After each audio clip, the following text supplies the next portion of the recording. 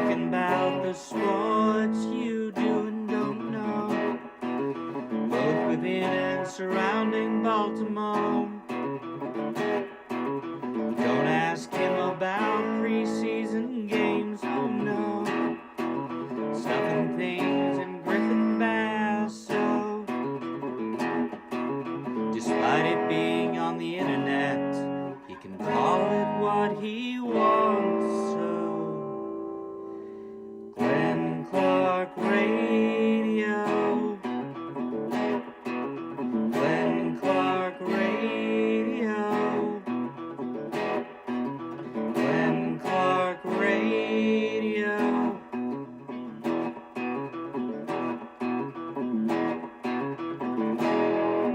Duke sucks.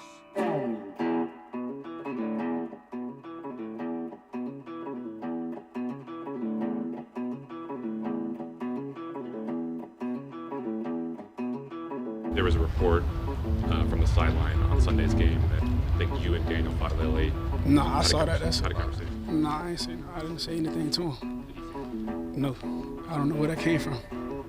I don't know where that came from. It wasn't me. And it wasn't for Lele. So. You feel, it's like you were saying, you feel good. Do you feel like you can make more of those quarterback runs, those design runs, and then we're maybe being called, when you're kind of in the middle of dealing with all those? We'll see. See how the game's going.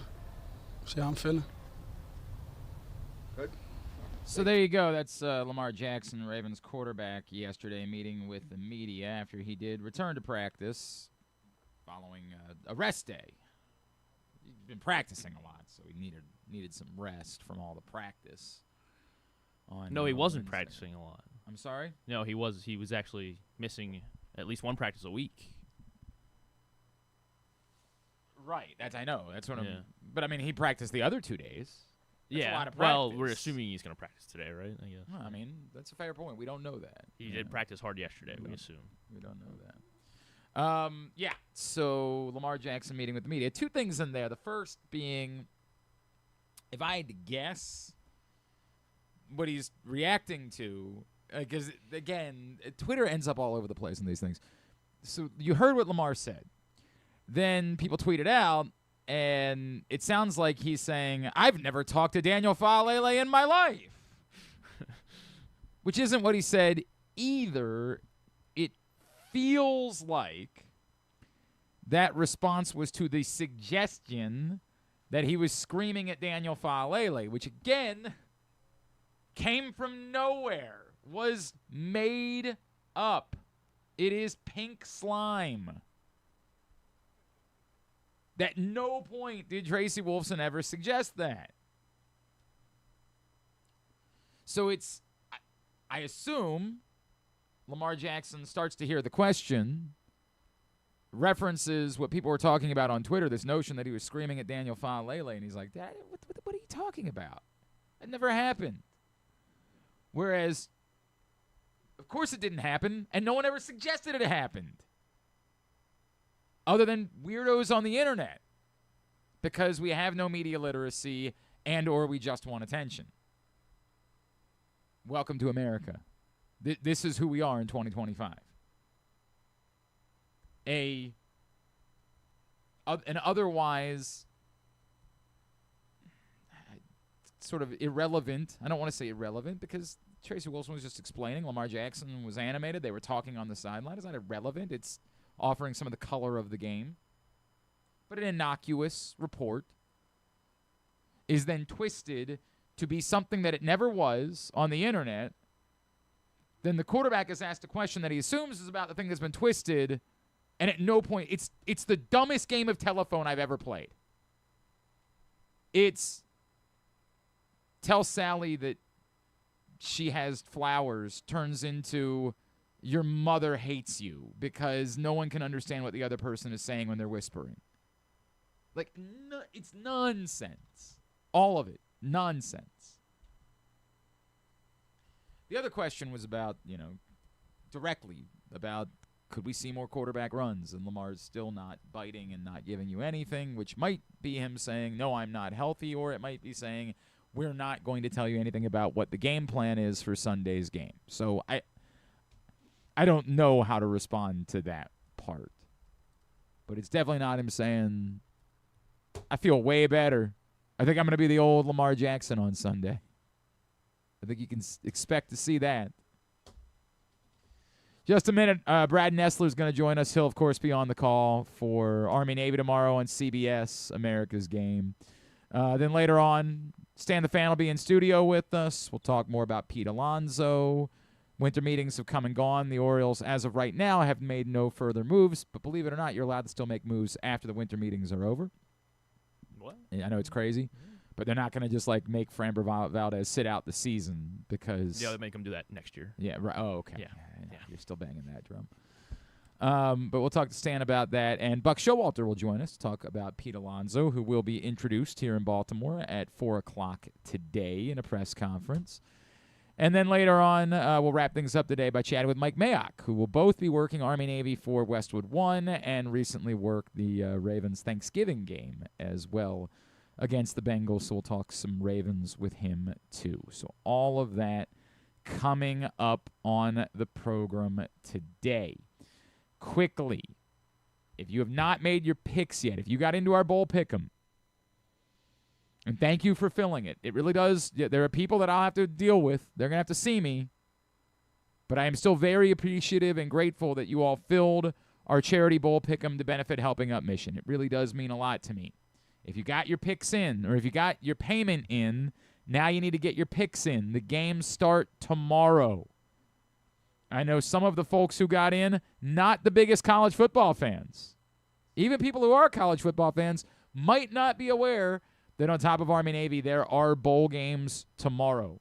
So get your picks in, if you haven't already, for our charity bowl pick'em. You join the group, or at least I sent you the link for the group. We know we're at 50. I think we're actually more at like 52 or so, something like that, which is fine. We're totally okay with that. But I think only like 42 people have registered so far, so I need a couple more of you to do that today, or you're just not going to win. That's the simple part of it. You're not going to end up winning if you don't get your picks in. I mean, I guess if you don't get in tomorrow's games and you get in by next week, you just miss out on 2 points. You got to make those up somehow. So I would suggest getting them in today, but I guess you don't have to. Tomorrow, Army-Navy, right here in Baltimore, kickoff just after 3 o'clock. It's a pleasure, as always, to welcome back in the voice of college football on CBS. He will be on the call for tomorrow's game. He is, of course, the great Brad Nessler, and he is back with us now here on GCR. Brad, it's Glenn in Baltimore. It's always great to chat with you. Welcome to town. Thank you so much for taking the time for us this morning.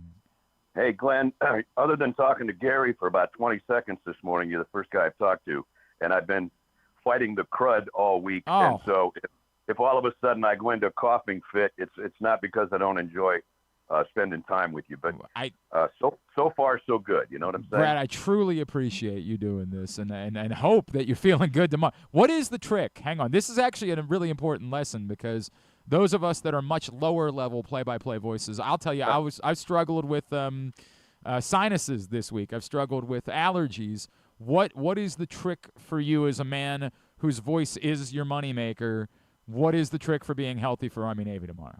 You know, that's a great question. I've been hitting the tee pretty heavy. Our nurse, Lisa, has been trying to take care of me. And before that, Nurse Nancy, my wife at home, has been trying to take care of me.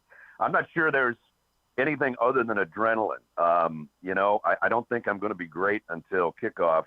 And it happened to me a couple other times. I think one was before either an SEC championship or a Sugar Bowl. And I was about as sick as you can be. And all of a sudden, you know, you come on the air and the lights go on and the camera comes on and adrenaline takes over. Whatever game that was, SEC or Sugar Bowl, I don't remember exactly. But I literally had one of my better games. And when I got done, 5 minutes after that, I mean, it was almost like, you know, they were going to have to carry me out of the stadium. Wow. And I lost my voice completely. So I went through 3.5 hours and did fine. And then it was just gone. So I'm hoping that same thing kicks in Yeah, that's it. The 2 times you don't want to get sick is before Army-Navy or the first 4 games of March Madness when you do 4 games in one day. It just doesn't work for you. Yeah, that's going to be really tough to get through 4 games. By the way, how about the timing of that? 5 minutes afterwards. Like, that couldn't have been timed out any better.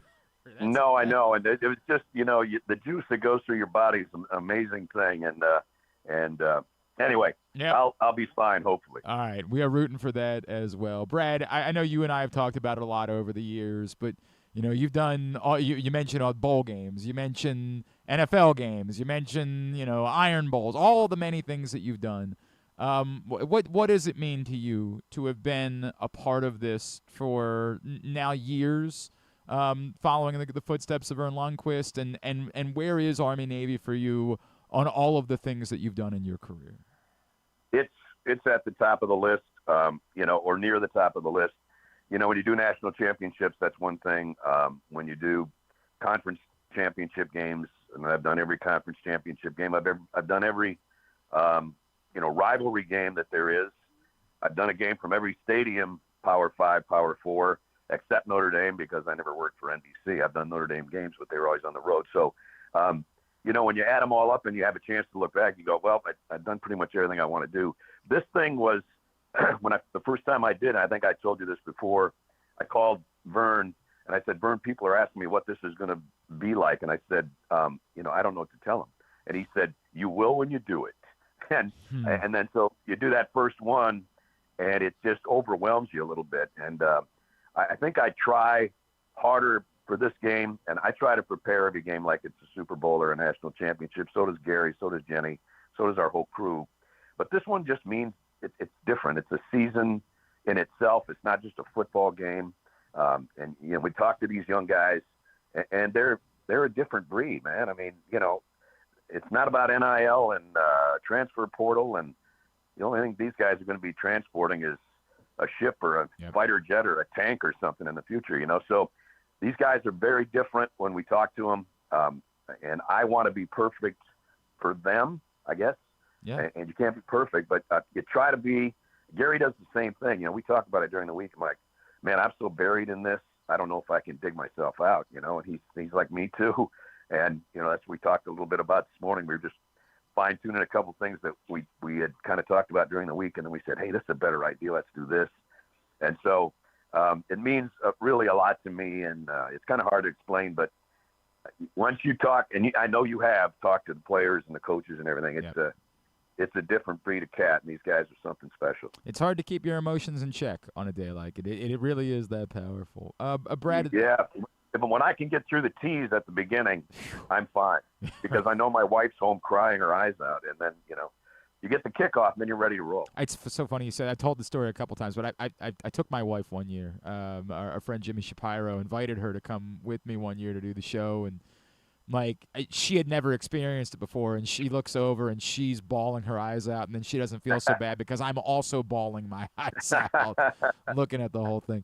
Brad, on the football standpoint, obviously I think Navy deserves to be favored coming into this game, and the way they closed their season after that little blip, and clearly the Notre Dame thing being what it was, spectacular to turn around and bounce back and beat South Florida and Memphis.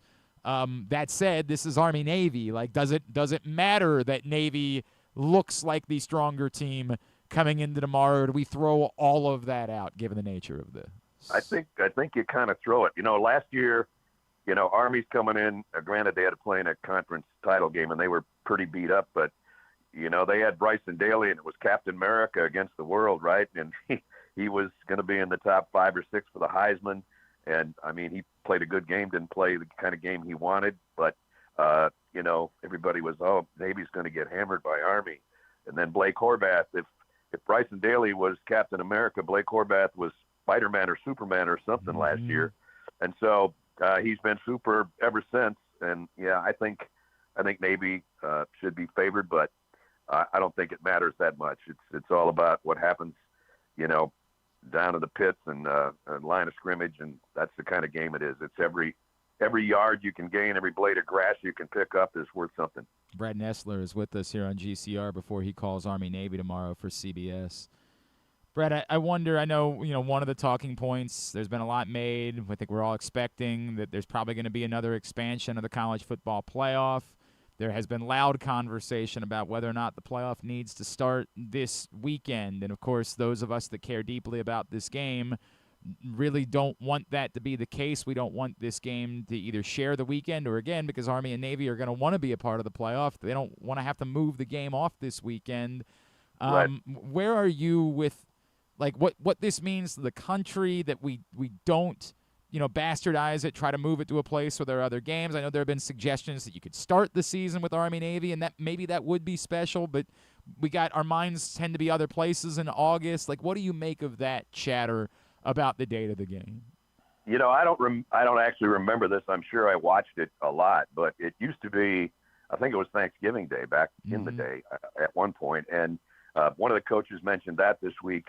I think the season should start earlier, even though I don't particularly like doing games when it's 100 degrees out. But I think the season should start earlier, and everything should end basically on January 1st. So I don't know where that puts the expansion in the playoffs. I think this game deserves to be by itself. Do I think it's going to be? No, I think it's going to get swallowed up unless we get rid of the conference championship games. I think if those go away, I know they're a big moneymaker, but if those didn't exist, you probably wouldn't have quite as many people complaining about who's in and who's out, because, Alabama getting walloped by Georgia is not that impressive, and still they're in the college football playoff with 3 losses. If that game didn't exist, I'd be more in Alabama's corner that they made the playoff. And that's kind of going around a long corner of the question you asked me. But, I don't know, unless the Big Ten and the SEC can finally, I don't know, this has been like a bad blind date between those two. So unless somebody can come up with some kind of remedy between the two major conferences, I don't know what's going to happen. But I think there's going to be expansion, and I don't think Army-Navy's going to be by itself, but I sure wish it would be. Yeah, it deserves to be. There's no question about it. Brad, I know you saw Indiana a few times this season. Can you kind of describe to us how impossible this really is? Because I feel like there's folks in the college football world that say, this is just proof that anybody can do this. And I look, man, we can talk about Maryland in a second. I don't know that it is. I really think that this is perhaps the greatest coaching job that we've ever seen in the history of the sport, because it's that impossible to me that Indiana has done what they have done. It's incredible. I can't explain it. 3 years ago, I don't think I knew who Curt Cignetti was. I probably had met him at Alabama when he was the recruiting coordinator or whatever. But he's done an unbelievable job. Now, can you excuse me, Glenn? No, you're good. Can you do what he did in bringing 23 guys with you from a program that was very successful? People are going to try to do that. And a lot of these coaches that are switching jobs this year are going to use the same approach, be it Lane Kiffin or, whomever. And maybe that works. I don't know if you can sustain that forever. I guess if you have enough NIL money, you can. But you got to bring the right people. You have to have them fit the culture.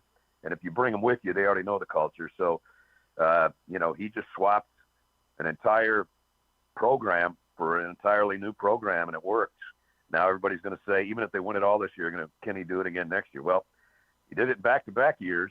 He did it with 2 different quarterbacks.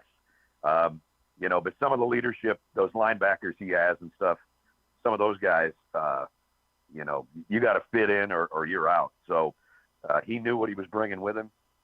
Remarkable job. You can call it coaching, you can call it transfer portal, you can call it whatever you want. But, yeah, it's right up there with unbelievable stuff that I've seen over the years.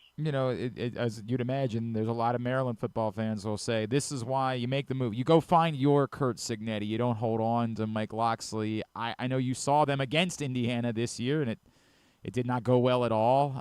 There is some young talent, and I have no doubt that played a role in why Maryland made the decision they made to keep Mike Locksley, to say we don't want to lose the first quarterback prospect that we've ever, been able to bring in that's this highly regarded.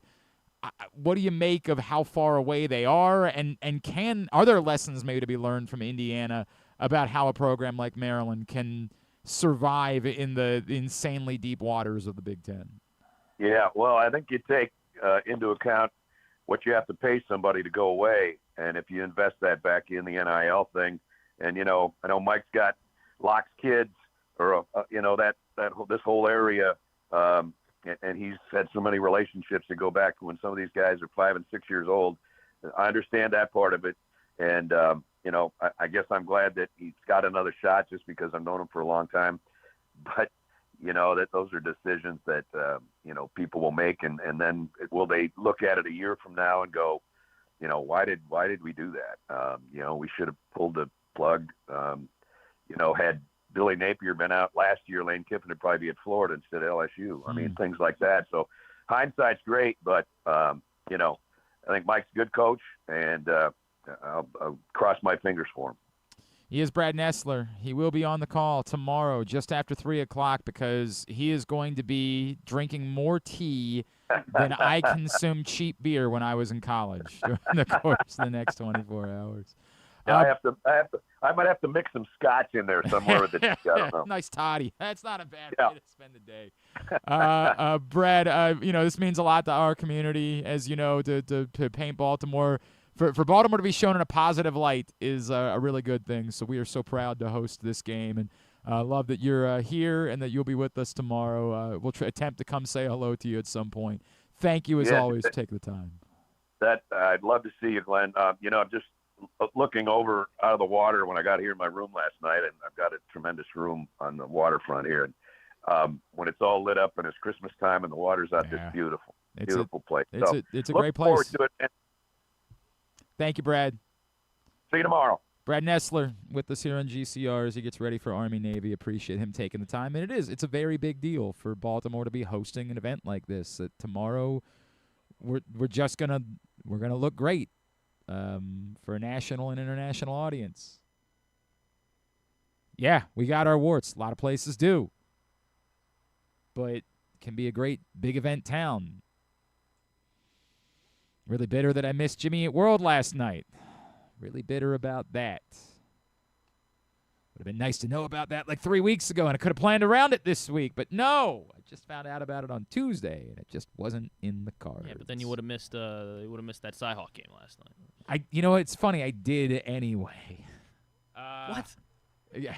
By the way, Griffin's on a heater because it is maybe the most shameful loss in the history of football that the Buccaneers not only lost the game, but frankly, I was team right side. Frankly, they shouldn't just have won. They should have covered. Yeah. Because as everyone has seen the image of the fumble, it's the single most insane thing that I think I've ever seen. And I know we say that every week about something, like the Isaiah Likely thing. Look at that! Look, God! That's why you don't bet on football, kids. The Bucs up by a touchdown, up by 8 points, in fact. Comfortable. And the Falcons desperately. First of all, why were they running a 4-minute offense before this? This was the interception. They burned off like 45 seconds. They got the ball back with 9 minutes to go, an 8-point lead, because and they threw it three times. Because it's a one possession game. Because you're trying to put the game away, and you had lots of sprinting success. To the line, and you had lots of success throwing the ball during the course of the game, so I understand that. But still, the game should be over right here when there are 7 creamsicle-colored jerseys and 1 black jersey, but he is like not aware of where he is in the world. He did not recover it. It was somebody else came up. 7 guys closer to the ball than the Falcons player who recovered the ball. And I will tell you that in that moment, I actually was convinced they were losing the game. Even when the Falcons failed to get the 2-point conversion, I'm like, football gods don't like this. They don't like this. And I was convinced. The good news is that Todd Bowles handled things really well after the game. Wasn't all that worked up. Do you have kids? Are you listening to the show anywhere around your kids? Because I feel like they could maybe use a moment. They could maybe take a beat, go do something else for a second.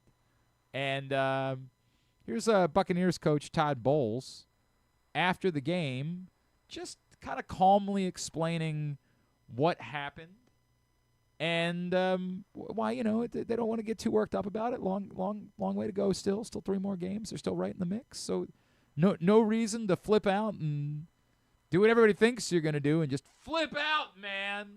Here's Todd Bowles. What do you tell them in the locker room after a game like this? It's inexcusable. You don't make excuses. You gotta fucking care enough where the shit hurts. You gotta fucking care enough where the shit hurts. It gotta fucking mean something to you. It's more than a job. It's your fucking livelihood. How well do you know your job? How well can you do your job? Well, you can't sugarcoat that shit. It was in the fucking excusable, and there's no fucking answer for it. There's no excuse for it. That's what you tell them in the locker room. Look in the fucking mirror. Why is it weirder when it's Todd Bowles who's the one doing the over the top? He was so calm when he was saying isn't that what makes it weird? Like Todd Bowles is so monotone at all times that it's somehow weirder that he's the one. I appreciate him just literally telling us that's obviously what he told the guys. Right, like this is the crazy part. Like that insert whoever the other coach is, that's a legendary rant. That's a rant that's remembered forever. If they use inflection. Yeah. If they change the tone of their voice. But because it's all monotone. I guess he's getting axed after if they miss the playoffs. Not effing. Yeah, I mean, you have to assume. I mean, I think there might be an argument that even if they were to get in and like lose in the first round, he probably. And I get it. It's tough because they obviously have been through a ton of injuries, but like they got everybody back. Mike Evans looked great. Everything was clicking. All right, these are the Bucs. The Bucs can be dangerous, man. Like you forget. Didn't they? Who did they beat earlier this year? They beat somebody, right? I mean, there's been times where they looked like a good football team. Yeah, but I feel like there was one game in particular, like, all right. Did they beat the Rams or something, or the Seahawks maybe? Maybe. I know there was that high-scoring game in Seattle, and I can't remember who won it. Why can I not remember? Bucks, Texans, Jets. They lost the Eagles by 6. They beat the Seahawks. Yes, the correct. Seahawks That's who it was. They beat the Seahawks in Seattle. Lost to the Patriots by 5. And we're all like, yeah, man. They got clobbered by the Rams. Okay. But still, they beat the Seahawks in Seattle. And so last night as the game's going on, you're like, yep, that's the team. That's the one. But as soon as that ball's on the ground and there's nothing but creamsicle uniforms, imagine losing while you're wearing those uniforms. So I was watching it, and obviously I was on the Falcons. So I was like, oh yes, they got the first down, and then I was like, no. Right. I was like, this is unbelievable. It's over. And then the refs weren't signaling that the Bucs had the ball. You're and like, I was what? Like, what? How? Somebody. I still don't know that the last Kyle Pitts touchdown was a touchdown. The Bijan fumble was not a catch, right? If Isaiah Likely. Well, that you're basing it on that standard, but that's the problem. The problem is they got the Isaiah Likely call wrong. They didn't get that call wrong last night. They got the Isaiah Likely call wrong. It'd be nice to know what a what a catch is. I completely understand your frustration about the subject. I'm in favor of just making everything a catch. Oh, so Kyle Pitts, that was a catch. Bijan was a catch. I have no idea. I also Isaiah understand. Likely should have been a catch. Again, this it's so funny, right? Because the best thing I could tell you is I think that his elbow and his butt came down at the exact same time. And if that's the case, then he's out of bounds. Yeah. It's not a catch. But Terry McAuley says, well, it's close, so we have to default to the call on the field, which is really weird. It's weird because a week ago, Terry McAuley didn't say, oh, my God, this is close. Like, he's got enough time to make a football move, clearly, but he just doesn't quite get his third foot down. So, I mean, but he's got enough time. It's really close. You're probably going to have to stick with the call on the field. Do we have to stick with the call on the field or not? Because, again, everything that I saw would suggest, and I think the Falcons are winning the game no matter what at that point. I really do. But everything that I saw would suggest that Kyle Pitts' butt and elbow hit at the exact same time. And if that's the case, it's not a tie goes to the runner. It's not a simultaneous possession. It's a out of bounds, no catch. All good. All good. But it just speaks to the absurdity of all of this. Is this this is the touchdown. Yeah, that's the one. Yeah. I don't know if we're going to get the good angle, though, where you see. I think this is just the initial play. I don't think it's the replay. This is all courtesy of Amazon Prime, I guess we should say. And there you go. Floats it out there. Juggled it. And when he catches it, almost certain that he is elbow, butt inbounds, elbow out of bounds. And if that's the case, it's not a catch. Not a catch. But they said, hey, it's close, so we got to stick to the call on the field. That's weird. It's weird. Because a lot of times it's really close. It's really hard to tell. Oh, yeah, that's the one. Tell me that that's not what you see when you watch it. What I see is, okay, so when does he get the ball? There's that. What hits first? Probably butt. I don't know. Yeah. Why do you think that? Well, because that's what's going. You're just saying. Oh, my God. You're just saying. Oh, my gosh. That's what I've been. Thank you, sir. That's what I've been. Thank you, sir. I You appreciate always warned me. You said, look. Yep. We're pretty liberal. You always warned me. You said, look. Yep. We're pretty liberal here, but you're late. It's going to cost you. $1,000. It's going to cost you, and I appreciate the fact that you understand that we have to be a nation of rules. We have to be a society. Exactly. Well, at least we have a leader that. That's you know. Hey, man. I don't know if you heard. He pardoned someone yesterday. Yeah, I don't know if you heard. Pardoned her, which you can do for state. You can just do that now. Right. Like you can just say, "Oh, she's pardoned." She doesn't get out of jail. But Right. She's, You can just say she's pardoned. Forever pardoned. Good to see us. Stan, earlier in the week, he and Luke got together to talk about the Pete Alonso signing, which the Orioles made official yesterday, and he will be introduced today at a 4 o'clock press conference. If you missed that show, you can find it, facebook.com/PressBoxSports, youtube.com/PressBoxOnline or PressBoxOnline.com/video. As always, Stan's show is brought to you by the Costas Inn, the all-new Costas Inn open in Timonium. It's funny because like somebody asked, hey, what would you want to know? I'm not going to the press conference. I'm assuming you're going to the press conference I'll be today. there. And somebody said, well, the funny thing about these press conferences is like everybody's happy. Like what hard questions could there possibly be for Pete Alonso? It feels like today is just going to be one of those let the good times roll types. Well, you got to ask him how he broke the hearts of everybody in New York. Yeah, I mean, they're pretty pissed They off. are definitely beside themselves in New York. There's no doubt about it. I guess I'm asking him whether his nickname is Polar Bear. Right. Is he going to do the Polar Bear plunge? I think there would be some media partners of the Orioles that would be very happy if he would consider doing that. That would be a very good thing. Joe Flacco did that. He did. He did it a couple times, if I remember correctly. Look, man, Pete Alonso's an Oriole. Like it's just awesome. There's no way around that. That's an awesome thing. And it's awesome not just because of Pete Alonso, who is very much the type of fit that the Orioles needed, and gives them something that, frankly, they kind of had been missing, which is, someone who can hit lefties in that lineup. They never adequately replaced Anthony Santander. This is more than adequately replacing This would Anthony be like Santander. the equivalent if the President of the United States suddenly supported the extension of the Obama health care, well, that would. benefits, I'm not. Are you shocked by this? By The Orioles signing Pete Alonso? No. Yeah, I don't. No, I wrote back when Albernaz was hired that my biggest takeaway. I said I was impressed with Albernaz, and I'm sure he's going to be pretty cool. Mm-hmm. But I was most impressed that David Rubenstein made it clear, and we've kind of heard inklings of it before, or dribble here and dribble there, but it wasn't followed through as bold as this. But the Orioles payroll went from $93 million to $160 last year. Mm-hmm. They just spent it improperly and miscalculated a couple things.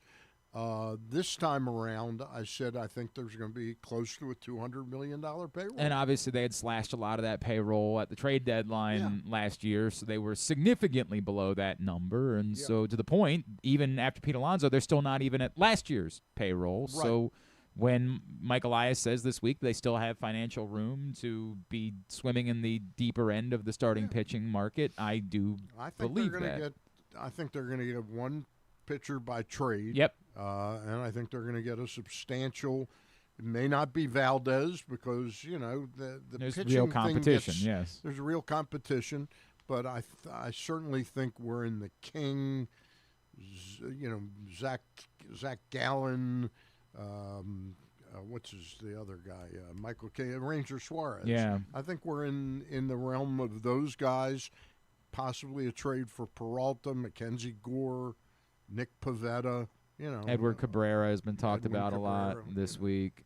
Are you convinced that it's Kobe Mayo that gets you that pitcher that you're going to trade for? Yeah, I think it's probably Kobe. I think the trade will be bigger than 1-for-1. Sure, I right. think we'll have to add something, and we'll ask for something. But is there any world at this point where Kobe Mayo, there's a path forward for Kobe Mayo in Baltimore? I don't see it. Yeah. I don't see it. And I'll be quite honest, I don't really see a path for Mountcastle. Yeah, but Ryan Mountcastle, you can just eat the money. You could just say. Yeah, but I'd rather spend that $8 million on something that's useful. Well, I don't think the money's not guaranteed until.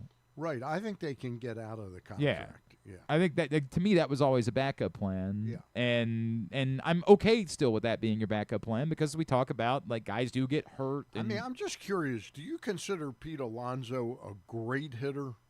He's a great middle of the order bat. Right. Yeah. But he's not a great hitter. No, I mean, but Mike Elias referred to Ryan Mountcastle as a great hitter. It's funny. So are they gonna tear that contract up and give him like $200 million? Stan is never letting Mike Elias live that down. Stan is never letting Mike Elias live it down. He had 9 RBIs in one game, Stan. Oh yeah, have you ever done that? Right? Like, have you ever done that? Fantasy camp? Did you ever have 9 RBIs? Stickball. Yeah. Yeah, all right. How many at bats did you get in that stickball game? Every correct. Yeah, he didn't. He had much fewer. I'm kidding. I don't see. I would much rather go out and get, another useful player, rather than spend $8 million.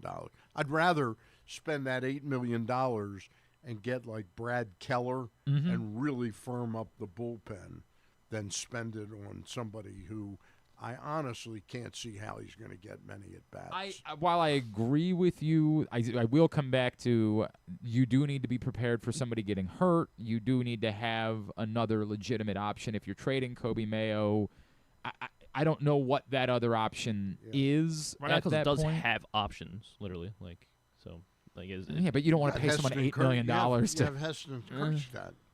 That is true. I mean, I guess technically he is an option, but boy, Jeremiah Jackson. I love Jeremiah Jackson. Jimmy Jacks. I loved them in August a lot. Yes. I did not love them in September. Oh, most of us had stopped watching by that point, Stan. Most of us only know the deep dive. The August version. I mean, I think he ended up hitting. Remember, in August he was hitting 350. Right. He ended up at 273. Oh, which means hang on a second. Pete Alonso hit 272. So you're saying he's better than Pete Alonso? Well, he's hit a 276. Not a great hitter like Mountcastle. He's a great hitter, Ryan Mountcastle. So yeah. So I just, to me, I don't think you have a choice with Kobe Mayo. I think there is Ryan Mountcastle. There's a lot there. To me, is still options. If you ultimately say that's an $8 million insurance policy. We want to have one guy that we could bring off the bench in a situation where we're down for defensive purposes. By the way, he can because Pete Alonso is not a good defensive first baseman, as a lot of people have pointed out. I think he's perfectly adequate. I think he's adequate. He's great at scooping balls. He has a weird tendency to throw the ball away in rushed situations. Yeah, he's not a great fielder. So. If you want to have Ryan Mountcastle be, I mean, it's weird to have a defensive replacement at first base. I don't think you're going to do that. Yeah. But I do think that do a good job. I do think their argument might be we want to have someone who's available that could hit a home run off the bench for when we're down by 3 in the 8th inning and we happen to get 2 guys on. We want to send somebody to the plate that has at least the ability to put one in the stands. And so if they want to spend $8 million. And he hits so many home runs when we're in close games. Oh, Stan has gone back and relived every Ryan Mountcastle home run to tell you they've all happened in 7 to 1 games. I think you can count them on one hand. The guy hasn't done very, very little in meaningful situations. I am, to be fair, I am not a Ryan Mountcastle. I'm fine. To me, any scenario with Ryan Mountcastle to me is whatever it is. When people say you could trade Ryan Mountcastle, No, you can't. You can You ask. can't trade. We've tried Yes, for you can you ask can't tell me someone- that last year Yes. they weren't deep into trying to Right. not deep because nobody wanted them. You can ask someone to take him off your hands for you. That is an option. You can Can I say, have that cough drop? Can I? it's my cough drop. Do you have an extra? I have more. You can have that one. It's my cough drop. Remember I the want it. trade I I- wanted that one. Remember the trade I suggested last year for Mountcastle with the Angels? Oh, for Reed yeah. Detmers. Yeah, I do and remember Detmers is back now. They want him to be a starting pitcher this that. How interesting. year. Reed Detmers. How about that? That would have been a great trade. Any reaction to anything else that happened this week? There wasn't. I mean, obviously there was that. There was the Kyle Schwarber going back to Philly. There's Robert Suarez goes to Atlanta. Edwin to Edwin Right. Diaz LA, to the Yeah, Dodgers. Dodgers. The most interesting player to me right now is Kyle Tucker. Okay, still not up here. Is it just the Dodgers are gonna? I've always been convinced that this just ends with him as a Dodger. I've always, from moment one, have been convinced that the Dodgers just say, "Go ahead, find out, do whatever you're gonna do." And he gets them a little younger. You know, what's he? 28. That sounds right. That sounds. Yes, 28. I mean, that's to me always been where I thought he was going to end up. Yeah. I mean, it sounds like the Blue Jays is the hottest. Like, is that those are the hottest rumors right now? Who? Toronto. Tucker. Yeah. Like those seem like the hottest rumors right now, but I don't know. I mean, I don't know Maybe. if they're gonna get Maybe. there. If it's clear that they're not going to sign Bichette, you know, yeah. I still think Bichette, and Does- if they can't get Ketel Marte, I think Bichette and Bregman end up back. So does Tucker have to be the next big domino to fall? I guess. Is who? Bregman. Is Tucker the next big domino that has to fall? His agent is Boris, so I wouldn't say it's Okay. automatic. Yeah. No, his agent is Casey Close, as a matter of fact. What about the rumors that the Rangers might be interested in trading Corey Seager this week? Interesting. Right? Interesting. I think they're just really poking the tires and see what's available. I don't think they're going to trade Seager right now. This is if you give up your entire organization, we'll talk about it. But Well, I think you could probably get 3 really good prospects. Red Sox would probably be talking about Connerly early, Peyton Tolley, and maybe Jaron Duran or something like that. Duran not a prospect. no, he's a major. He's a real good player. Right. And look, if they're just saying we're not going to spend money at this point, the Rangers, then that The hot name now is Marte. Is Ketel Marte. there's so And much. There's talk that the Mets could pivot to him, but he is a second baseman primarily now. He played some center field, but I heard Mike Farron on the way in talking about he wasn't that great in center field, and he was doing play-by-play for There him. was a lot of weird with Ketel Marte in Arizona, man. There was an awful lot of weird in that situation.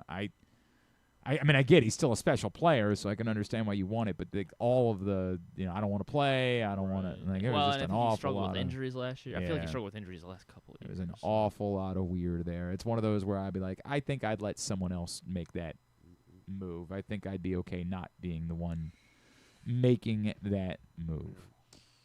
All right. Well, Stan and Luke are going to continue to do shows as news warrants in the coming weeks. Should there be a big move? Should they sign Framber Valdez and Ranger Suarez on the same day? Stan and Luke will be talking about it at Facebook.com/PressBoxSports.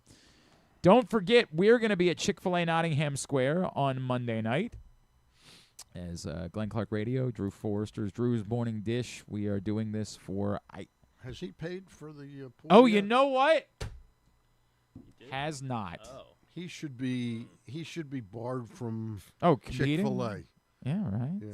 I Nottingham Square. am not opposed to that. Well, we still want him there. Take that back. We still want him at Chick-fil-A Nottingham Square. That part. But we could shame him. But I do want to kick him out. I think if the games you kick could- off tomorrow and Drew hasn't paid, he's kicked out.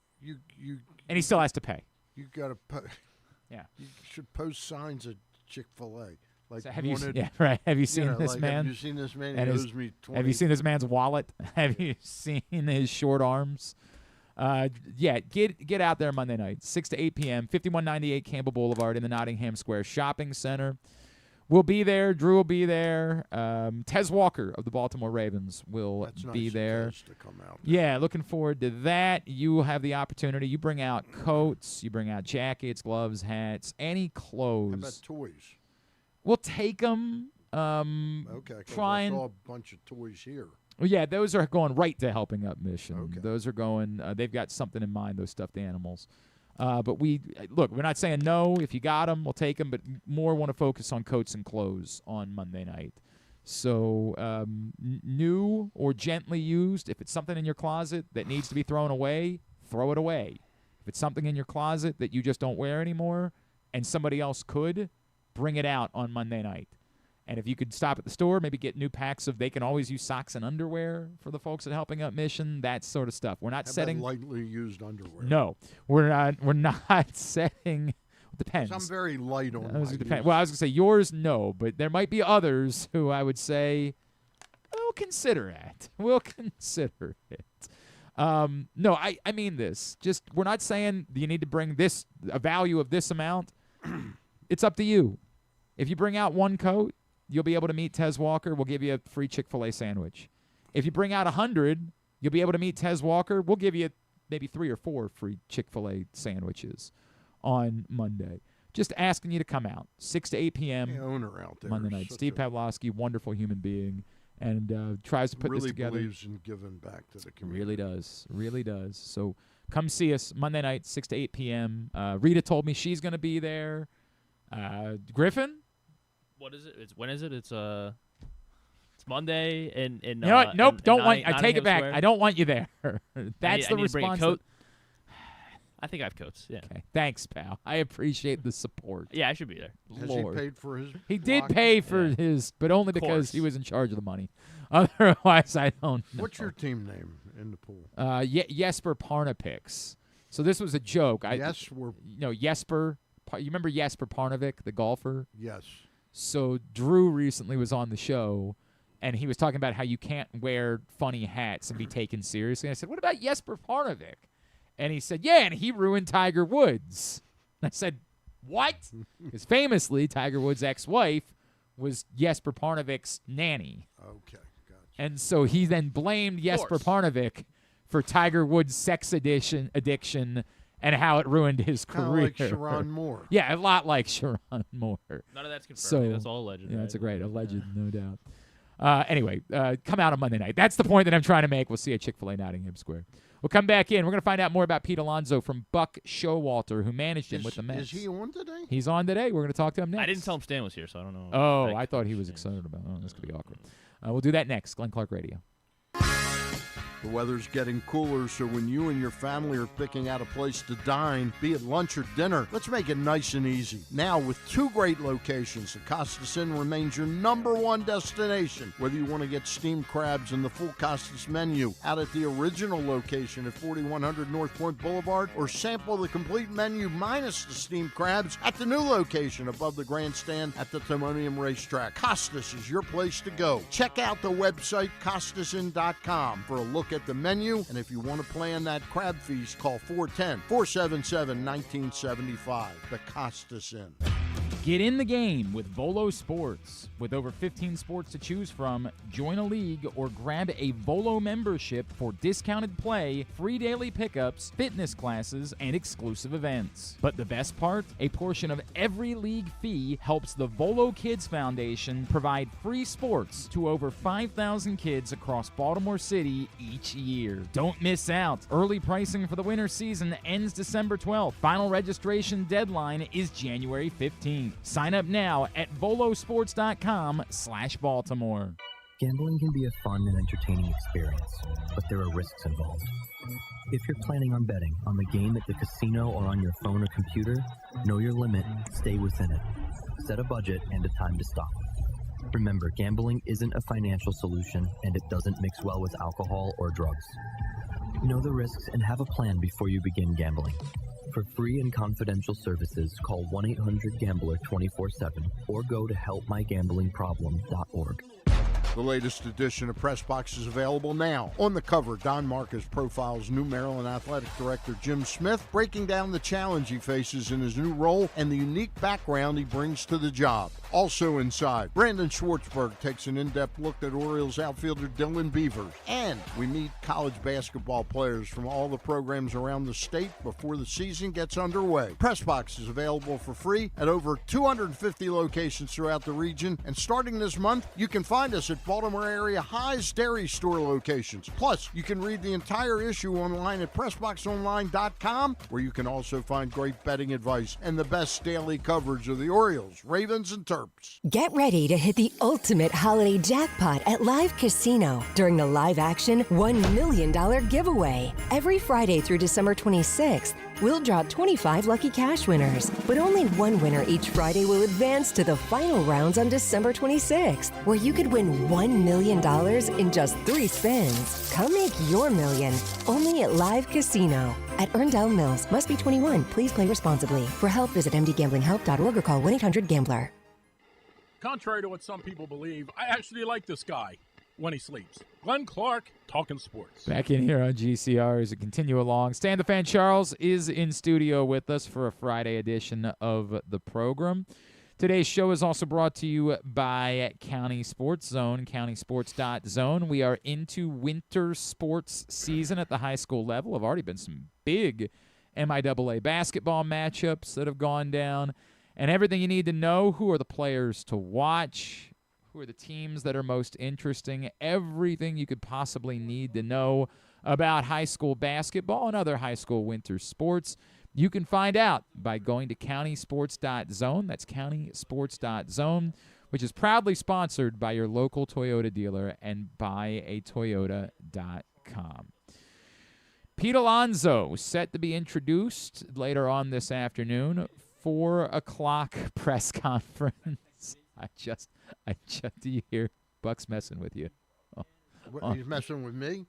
Buck's messing with you. Oh, my goodness. That's pretty great.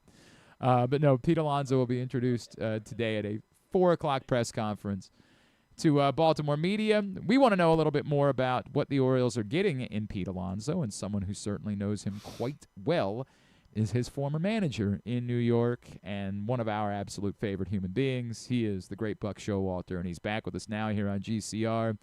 Buck, it's Glenn, and Stan's here with me, and I appreciate you doing the show anyway. Always appreciate you taking the time for us. No, are you kidding me? Stan's good. He's a voice of reason. I flew into Baltimore last night with my wife. My son's birthday. He lives up here. Yeah. We're going to the Army-Navy game tomorrow. We're really excited awesome. about it. That's exciting. I know. And did you go last time too? Do I remember that? Last time it was in Baltimore? I think the last time I was in Baltimore was the first time I'd gone. You know, my dad was in the Big Red One Army in Normandy, and my son lives over close to Annapolis, so I don't know what I've got a Big Red One hat I was thinking about wearing, but I don't think my son would be happy about it. Oh, I mean, come on, man. Wait a second. You get to make those choices, don't you? Why does his opinion matter? I'm telling you, Navy's pretty good. I'll tell you, they're fun to watch, man. Really quarterback's a hell of a player. Yeah. He's good looking. You know who he looks like, Stan? He looks like Ryan Flaherty. Does he really? Hang on a second. I haven't really seen his face. Wait a second. I got to do this. Blake Horvath, Ryan Flaherty. Wait a second. I want to... Is this an IA thing or whatever you call it? AI. Okay, I can kind of see something there. Just a little. So there's Blake Horvath. But one thing you know, the game, there's not going to be any penalties much. There's not going to be somebody getting hit out of bounds. There's not going to be there's going to be a lot of running plays, so the clock's going to move quickly. I mean, it's two programs that you can trust to play the game. Hey, Buck, before we get into talking baseball with you, how's Angela doing, and how's Nathan and the baby doing? Good. Everybody's that's good? William Nathaniel V, who happens to be almost 6 years old. Wow, I thought he was a baby. Jeez, whiz. Yeah. 6 years So old? did I, Stan. So did I. I mean, I've got 4 grandsons. You kidding me? Wow. But anyway, no, they're doing great. I appreciate you asking. Right. She, we got a little farm area up here that we come to that we really like.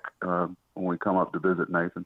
And life is good. Life is good. Buck, life is good for Orioles fans because Pete Alonso is a Baltimore Oriole. Just when we say the name Pete Alonso, what jumps out at you? What was your experience like? What should Orioles fans know about their new first baseman? Well, you try to temper everything. I mean, everybody's got dents in their armor, but I love Pete. I tell you, this is a great fit. I mean, he will get Baltimore, and both you guys know what I'm talking about, and Baltimore will get Pete. Pete's not one of those guys that ever comes in moody, hey, what's wrong with Pete today? He's got his dauber down. I mean, Pete's the same guy every day. He doesn't take himself too seriously. He's very giving of his time. He's a pleaser. And he's country strong, and that's why he's been able to stay on the field. When I got to the Mets, I talked to our guys about that sixth tool, which is posting up and playing. Mm-hmm. I said, I don't care what you look like analytically, projections. If you don't go on the field, it doesn't matter. And we had some issues. When I first got there, Nim had to play more for us to win. And Pete plays, try DHing him or giving him a day off. That's the only problem you're going to have with it. No, I'm excited for the fans of Baltimore. This is a good fit. Pete wants to be the best version of a player as he can be. And, hey, he'll try to steal a base. If you don't want him to go, you better shut him down. He's going to try to make some miraculous plays defensively, but he's going to be a very consistent personality. Buck, defensively, I know what the metrics say, but every time I've seen him play, and I can't say I've seen him play 100 times. I've probably seen him play 20, 25 games. It seems like he's always making some pretty good plays, and especially the scoops. But what did you think of him as a first baseman? Well, he's better than the first baseman they had last year. He's an upgrade. Yeah. Pete cares. He's going to be the first guy out there in the morning working. He wants to win a Gold Glove every year. He's going to catch everything thrown to him. He's good with short hops.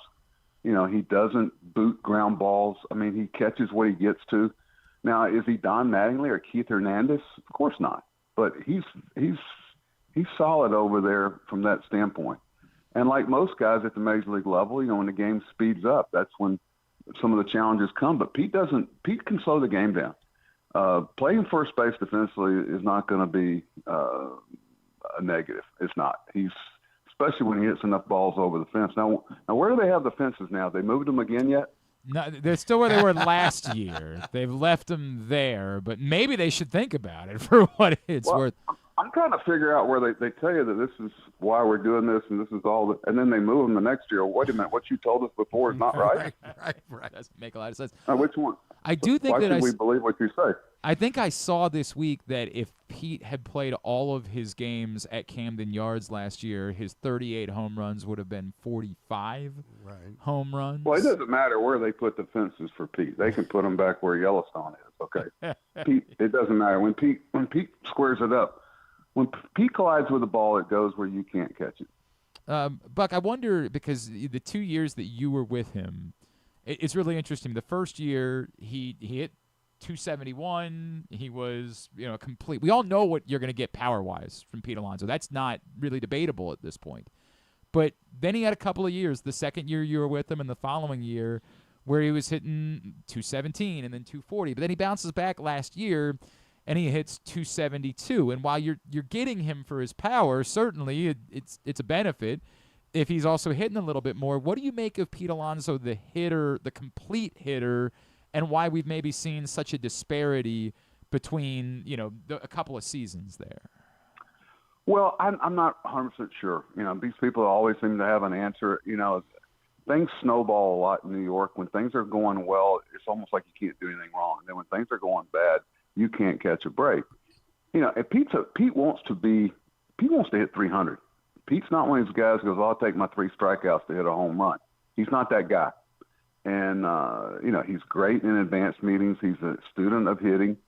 He's had a good chip on his shoulder for a while. He's, whether it was going to play college baseball or not being drafted high. I mean, Pete, he's always had people telling him that he couldn't do this and couldn't do that. You want Pete to do something for you? Tell him that you don't think he can do it. He'll show you. I mean, some of my funnest times with him is when he'd plop down in my office about 2:30 and go, "What's going on? Let's go. Let's talk." We'd talk about life. I talked to Pete day before yesterday. He was asking me about places to live up here. I had to hook up. I said, "You need to talk to my wife." But it's going to be a good fit. Pete's a good teammate, too. He cares. You know, he's a very caring guy.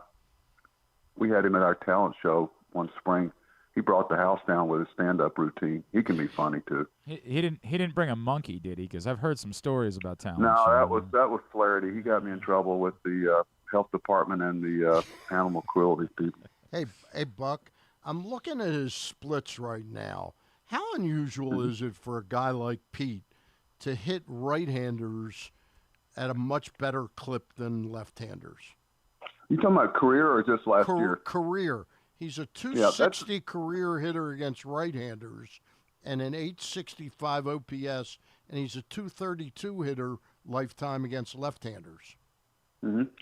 Well, then I would tell him that you don't think he can hit left-hand pitching because he'll prove you wrong this year. I would let that be known to him. Okay. You know what? It might be a simple stand as he sees so much right-handed pitching. Yeah. You know, people are constantly running right-handers out there against them, and that's what happens to a lot of these guys. They see some of these good left-handed hitters see so much left-handed pitching after the sixth inning out of the bullpen that they actually become better at it.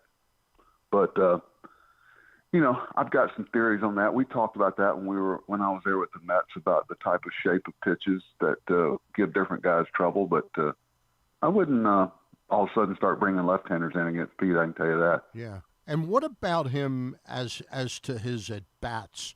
Does he have tough at-bats, or when he strikes out, is it just like 3 pitches and he strikes out, or is he always working the pitcher? You know, it's like good hitters, they never waste an at-bat or a swing. You never have Pete come back and go, ho-hum, that's just one of those at-bats where I'm supposed to strike out. No, Pete's trying to, you know, he can shorten up and put it in play when he needs to. You don't drive in the number of runs he's driven in on a consistent basis and not know something about what they're going to give you and not give you. And, you know, Pete knows how to shorten up, put the ball in play, and serve the needs of what the team needs. That's why you drive in all those runs. These people that say that it's not an art, driving in runs is an art. Yeah. It's not a science. He's Buck Showalter. He's with us here on Glenn Clark Radio.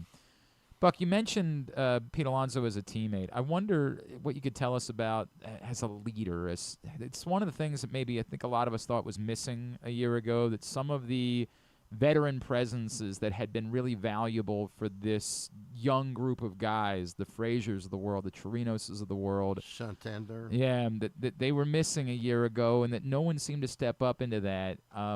Is he the type, everybody talks about him being kind of a goofball. Is he the type that would demand accountability, that would step up and be demonstrative with guys as necessary? Is that something that's in Pete Alonso's DNA? Well, Pete will do what you want. You know, you got to be careful what you ask for because, you know, I think a lot of Pete is going to be presence and showing you how you post up and your effort and your consistency you bring every day and the responsibility you have to your teammates and your organization and fans.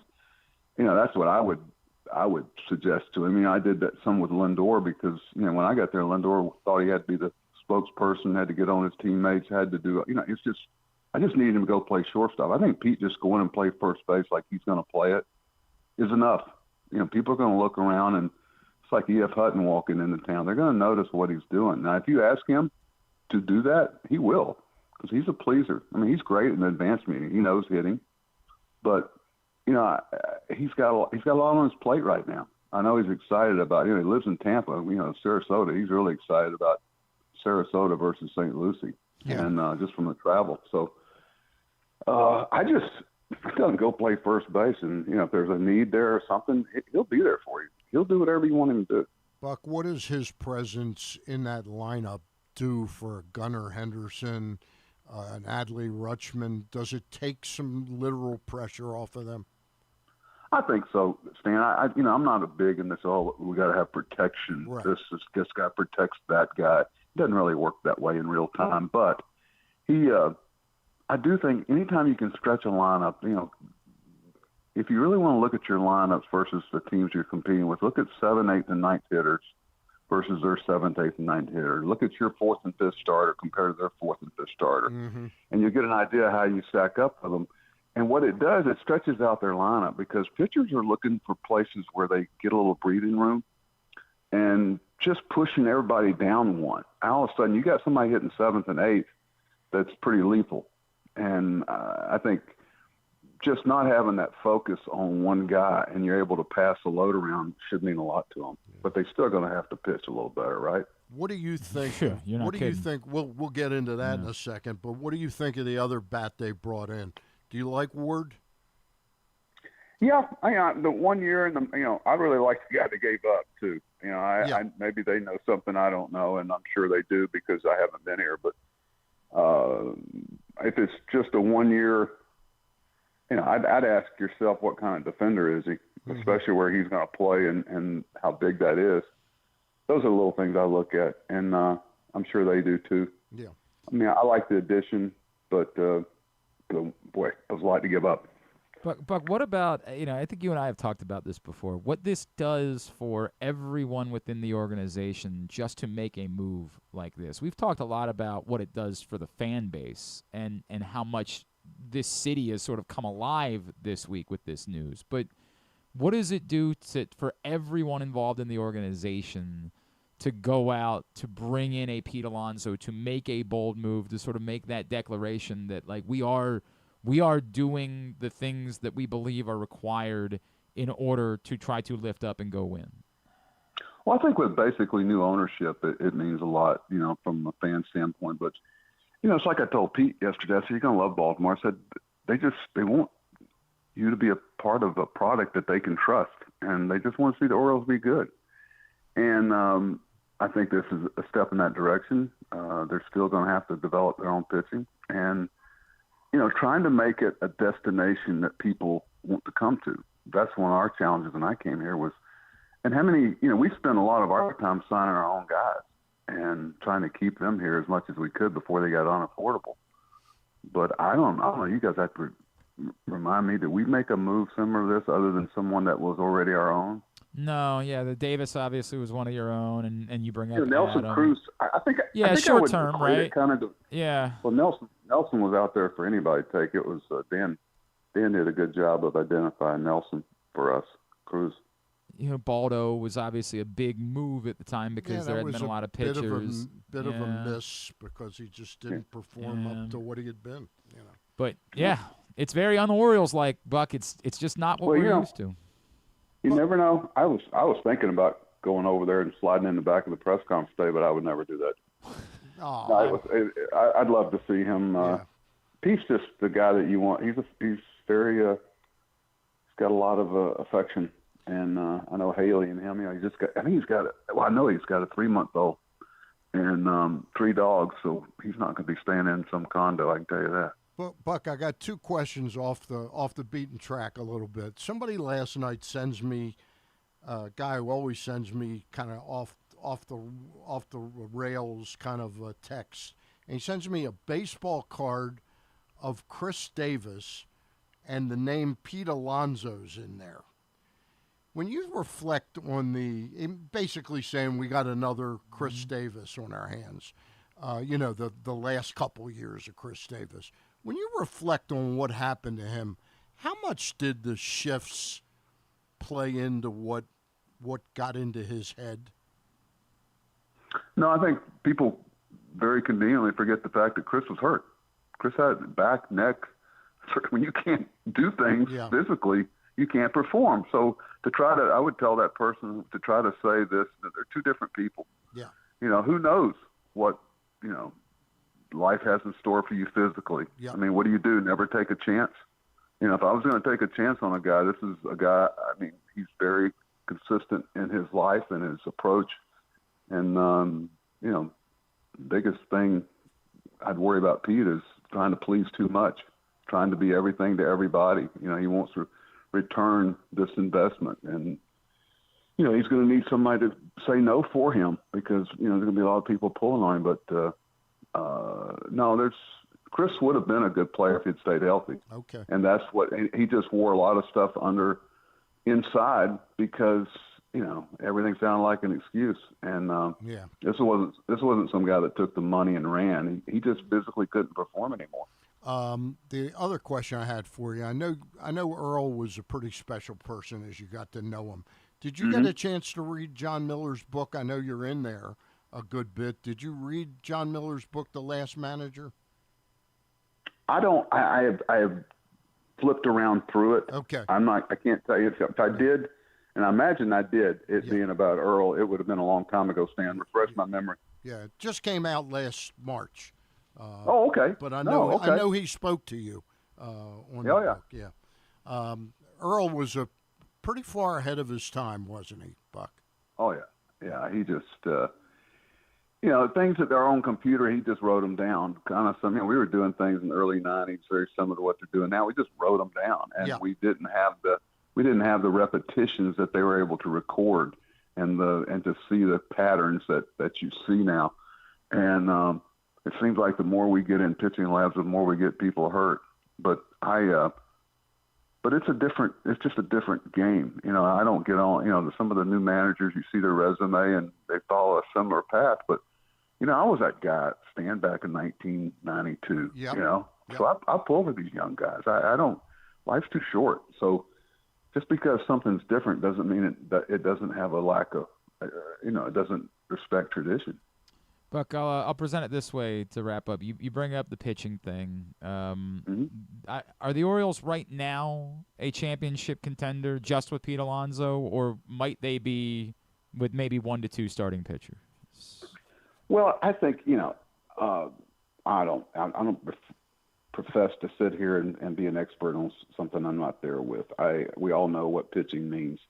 Let's face it, the two last team standings, the Dodgers just kept running pitchers out after out, pitcher after pitcher. They're 15, 16 deep. Let's face it, they spent the month of September getting their pitching staff ready for the playoffs because they knew where they were going to be. And everybody that had been hurt off and on, they were operating at peak. And now they've added Edwin Diaz, which may have done, if the Dodgers are the last team standing, guys, it may do the most for a lockout or a salary structure of anything, because all of a sudden people are going to go, wait a minute, we can't have the Dodgers just buying these guys and winning every year. We'll wait and see about that. I hope the lockout doesn't happen. But obviously they got to add some pitching. And, what you're looking for is under control, affordable, projectable, and somebody that's going to be able to stay around there. I don't know what they're, what they can afford and what they can't afford now. It's not my business. But obviously, just the health of some people coming back. That's why I was a little surprised about Grayson. But I'm sure they know something that I don't know. But we'll see. But because he checked a lot of boxes for what they're looking for. Is Buck Showalter. We could do this every time. And the next time, I'm just going to say, plan on doing the whole show with us, Buck. That's the way. I have time. I know you do. No, but it'd be fun. I'm looking forward to the Army-Navy game. I'm going to be there. I'm going to text you because I'm going tomorrow too. I tell people around me, I said, if you want to feel good about America for a day, I do every day, but you need to go to the Army-Navy game. You get there early and leave late. I talk about it a lot, Buck. I had been a bunch of times, but one year they invited my wife to come with me to the game, and I did a broadcast from it. And my wife was embarrassed because she's in the press box with us, and she's crying. And then she looks over at me, and I'm also crying. And so then she didn't feel quite as bad about it at all. Oh, I don't care. I'll have sunglasses on tomorrow. If you don't get that, and if you don't get some chills, you need to probably move. It's unreal. You need to move. Hey, Buck, how will Brady do as a hitting coach? Great. Great. Will? Yeah. Great. It's funny. I had somebody that says, well, he doesn't have any experience. And I said, I don't think there's a hitting coach in the big leagues that has more experience coaching hitters than Brady Anderson. I said, you need to do your homework. Right.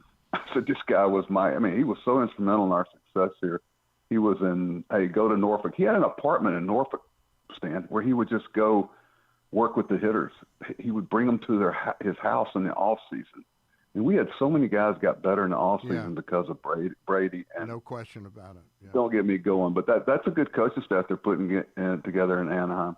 Dom Cheaty's over there. Yep, I saw Dom was hired there as a bullpen coach. And what about Buck? I got to get your opinion. Have you seen what Phillip Rivers looks like? Not really. Yeah. Not really. Only thing I'm worried about is the Ravens and the Cowboys. All right. Buck, we got to get the Ravens fixed. We know that much. Buck, always appreciate you. Thanks for doing this. Let's talk again real soon. All right, guys. Thanks, Buck. Great talking to you. Good talking to you. Bye-bye. The great Buck Showalter with us here on GCR. And, yeah, you can tell the affinity that he has for Pete Alonso. Yep. Understandably so. I mean, you don't have to – this isn't one that you have to, like, BS anybody on. This is Pete Alonso that we're talking about. This is – serious stuff. big-time stuff when you bring in a Pete Alonso, and obviously a lot of excitement about that. Have you ever gone to Army-Navy, Stan? Yeah, I've gone twice. Okay. I went to the Army-Navy game in Philly with Bruce Laird one year. Okay, that's We cool. went there. Yeah, that's we were in cool. the- Was we it were in his the press first time? box. Was it his first time going? It was his first time. We were working together at the Ravens radio, and I mentioned it. And I said, I think we can get credentialed. And we went up, and I had a good time with him. And then I went when it was in Baltimore. Which time? The 2016 or the one before that? Yeah, the okay. one before that. I have not been. I'm planning to go tomorrow. You're thinking about going? Yeah, ticket prices keep dropping, so I have to. Yeah.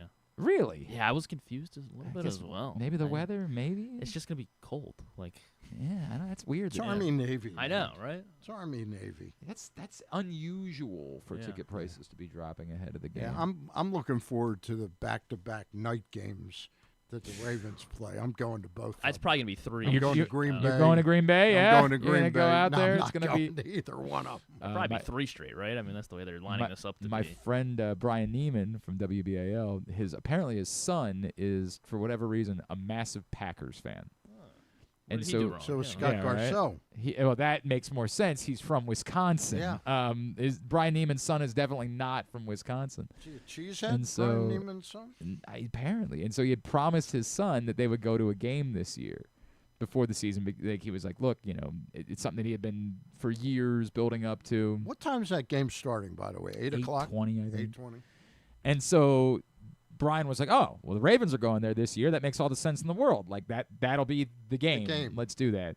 And then they announced the date, and it was really close to Christmas. And he was like, I don't think we really want to be traveling around then. Like, let's pick. And they went to, like, the Giants game earlier this year or something like that. And then he said to me the other day, he's like, could you imagine? Imagine being there on December 27th. Right. The sun's down. Right. Like, the wind is blowing. He's like, thank God we didn't pick that game. Like, thank God we went to a game I didn't care about at all. Like, thank God that's what we chose. How old is his son? I believe this is the son, because he's got 3. Right. And one of them's already in college. The other, I think, is a senior in high school. I think this might be the one that's a senior in high school. Or maybe, I don't remember. He's got, I get confused when he's talking about him. But, yeah. I took my kids to Cleveland, and it was cold as hell. Like, imagine. I think my kids combined consumed 73 hot chocolates that day. Like, there isn't enough hot chocolate in the world to get you through a trip to Green Bay on the 27th. Have you ever been before, Griffin? You ever been to Army-Navy? No, I've not. Oh, that's cool. Yeah, so That'd I'm be excited. very for be very cool. entertaining. Very cool. Very It's truly special. Come back in. We got to get a tidbit. We'll get tubular. We're still going to chat with Mike Mayock before we get out of here today. Mike. I'm looking forward to being able to. Yeah, that one was one that we couldn't overcome. Really? It's weird because Brad Nessler was really excited about chatting with you, right. And he was pretty pissed off about you being late today. So he's offended. He said, actually, you might need to write him a check as well. Jeez, like, yeah. This is becoming costly. Well, Stan, you're the one who showed up late. Yeah. I didn't show up late. You're the one who did. But Mike Mayock. Will Nessler talk to me again, or do you think it's over? It might be hard to overcome this. It might be difficult for us to overcome this. He was getting choked up. I mean, I never liked. True. I never liked Nessler. Whoa. Stan's here. Today's show is brought to you by Project Game Day. We're back this Sunday. Myself, Rita, KZ, Steck, Griffin, and former Ravens linebacker Tyus Bowser come hang out with us following Ravens-Bengals. PressBoxOnline.com/GameDay. It's all brought to you by 1-800-GAMBLER, HelpMyGamblingProblem.org, the Costa Inn, and Live Casino and Hotel. Is Bowser, will he try and come back next year? He's hopeful. Okay. He's hopeful. Thought that maybe he would get cleared a little bit sooner than he did, so he's still hopeful. All right, come back in. It's GCR. Get in the game with Volo Sports. With over 15 sports to choose from, join a league or grab a Volo membership for discounted play, free daily pickups, fitness classes, and exclusive events. But the best part? A portion of every league fee helps the Volo Kids Foundation provide free sports to over 5,000 kids across Baltimore City each year. Don't miss out. Early pricing for the winter season ends December 12th. Final registration deadline is January 15th. Sign up now at volosports.com/Baltimore. Get ready to hit the ultimate holiday jackpot at Live Casino during the live action $1 million giveaway. Every Friday through December 26th, we'll draw 25 lucky cash winners, but only one winner each Friday will advance to the final rounds on December 26th, where you could win $1 million in just 3 spins. Come make your million only at Live Casino at Erndale Mills. Must be 21. Please play responsibly. For help, visit mdgamblinghelp.org or call 1-800-GAMBLER. The weather's getting cooler, so when you and your family are picking out a place to dine, be it lunch or dinner, let's make it nice and easy. Now, with 2 great locations, the Costas Inn remains your #1 destination. Whether you want to get steamed crabs and the full Costas menu out at the original location at 4100 North Point Boulevard, or sample the complete menu minus the steamed crabs at the new location above the grandstand at the Timonium Racetrack, Costas is your place to go. Check out the website CostasInn.com for a look at the menu, and if you want to plan that crab feast, call 410-477-1975. The Costas Inn. Gambling can be a fun and entertaining experience, but there are risks involved. If you're planning on betting on the game at the casino or on your phone or computer, know your limit, stay within it. Set a budget and a time to stop. Remember, gambling isn't a financial solution, and it doesn't mix well with alcohol or drugs. Know the risks and have a plan before you begin gambling. For free and confidential services, call 1-800-GAMBLER 24/7 or go to helpmygamblingproblem.org. Looking for Baltimore's premier waterfront dining experience? Head to Nick's Fish House, located in the Baltimore Peninsula. Enjoy crabs all year long, plus happy hour Monday through Thursday from 3 to 6. Planning a celebration? From rehearsal dinners to corporate crab feasts, Nick's is the spot to make it unforgettable. And the fun doesn't stop there. Live music fills the air every Thursday through Sunday. Check out the full lineup at nicksfishhouse.com. Nick's, it's where Baltimore comes to eat, drink, and play by the water. Make the most out of every day in your Toyota RAV4. Available in hybrid or gas-only models. A RAV4 can get you where you want to go in style. Check out buyatoyota.com for deals on new RAV4s from your local Toyota dealer today. Coming back in here with Glenn and the other guy, Garrett, whatever his name is. You know who they are. All right, back in here on GCR, Stan the Fan Charles in studio with us. These are the final days for this current print issue of Press Box with Jim Smith on the cover. Next week, our annual Best of issue, and you'll be finding out who's on the cover, who our Mogaba Sports Person of the Year is next week when it hits stands. What day are we expecting that, Stan? I think we're expecting it Wednesday. Wednesday.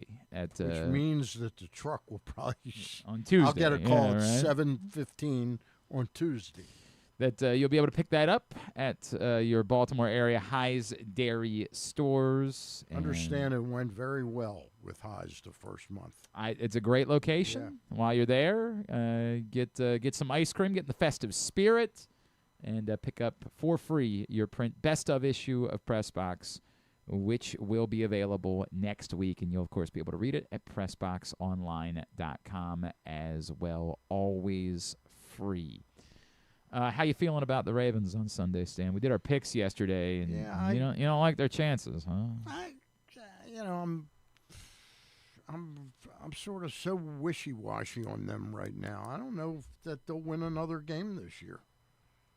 I really don't. I think it's not impossible. Yeah. I think it's not impossible. I think if they beat the Bengals, that will give them a little bit of juice. Mm-hmm. But I love Joe Burrow. It's really weird, Joe Burrow doing the bit this week where he's like threatening. Now all of a sudden, people are running with the idea that like he's trying. What he's really doing, trying to work himself out. Is trying to get out of Cincinnati. Did we ever play it? Do we need to play it? I don't know that we did. I don't think we played the clip. So Joe Burrow had this press conference earlier this week where he just came off despondent.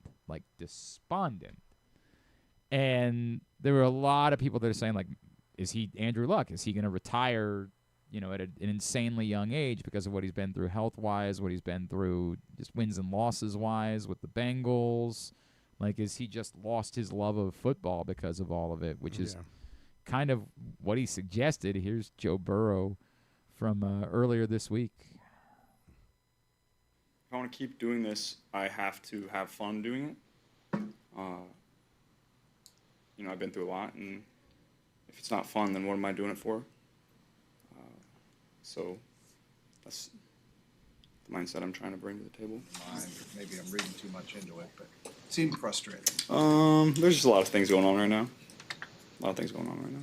Football related, personally? All the above. Like you said, there's nothing. All we can do is focus week to week and try to win games. I don't think anybody's really thinking about the playoffs right now. That's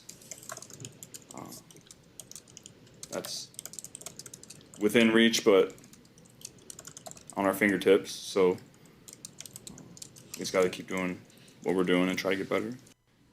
Very weird. Just very weird. And, he sure didn't play despondent not on 2 weeks Thanksgiving. ago. Yeah, right. I don't know.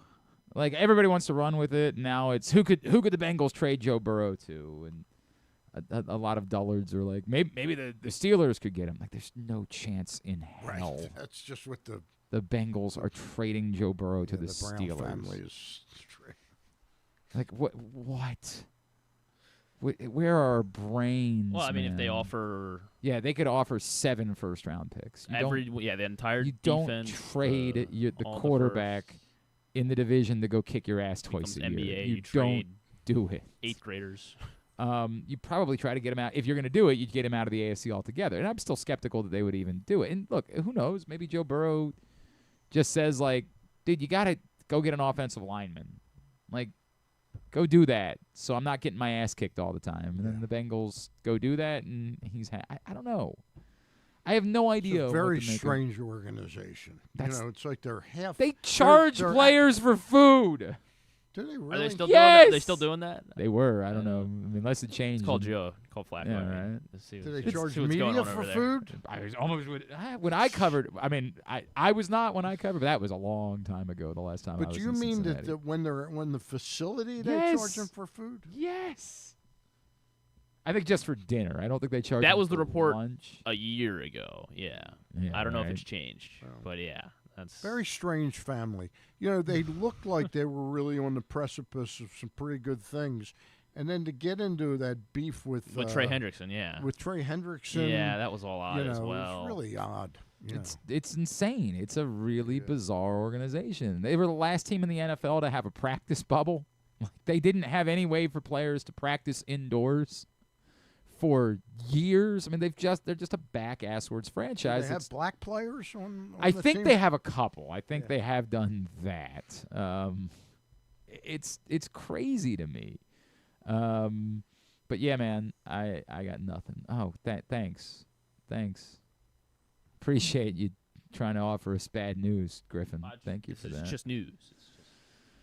Apparently, the Ravens are practicing right now out in Owings Mills, and after having everybody on the practice field yesterday, including Lamar Jackson and Chidobe Awuzie, no Rashad Bateman today at practice after he had showed up on the injury report as listed yesterday.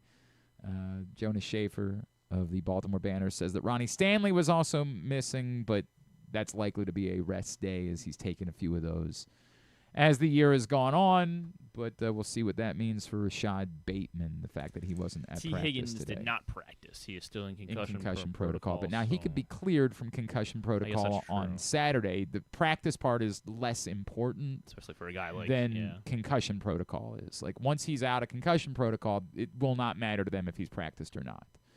If he gets cleared on Saturday, he'll play on Sunday. But if he doesn't, then he won't play. So that's what's going on. Back literally as we were speaking, like 30 seconds ago, Zach Taylor said T. Higgins will not play. There you go. So he will not be out of concussion protocol. Now, to be fair, Jamar Chase didn't play on Thanksgiving. So, the Bengals did it all right with one receiver the last time.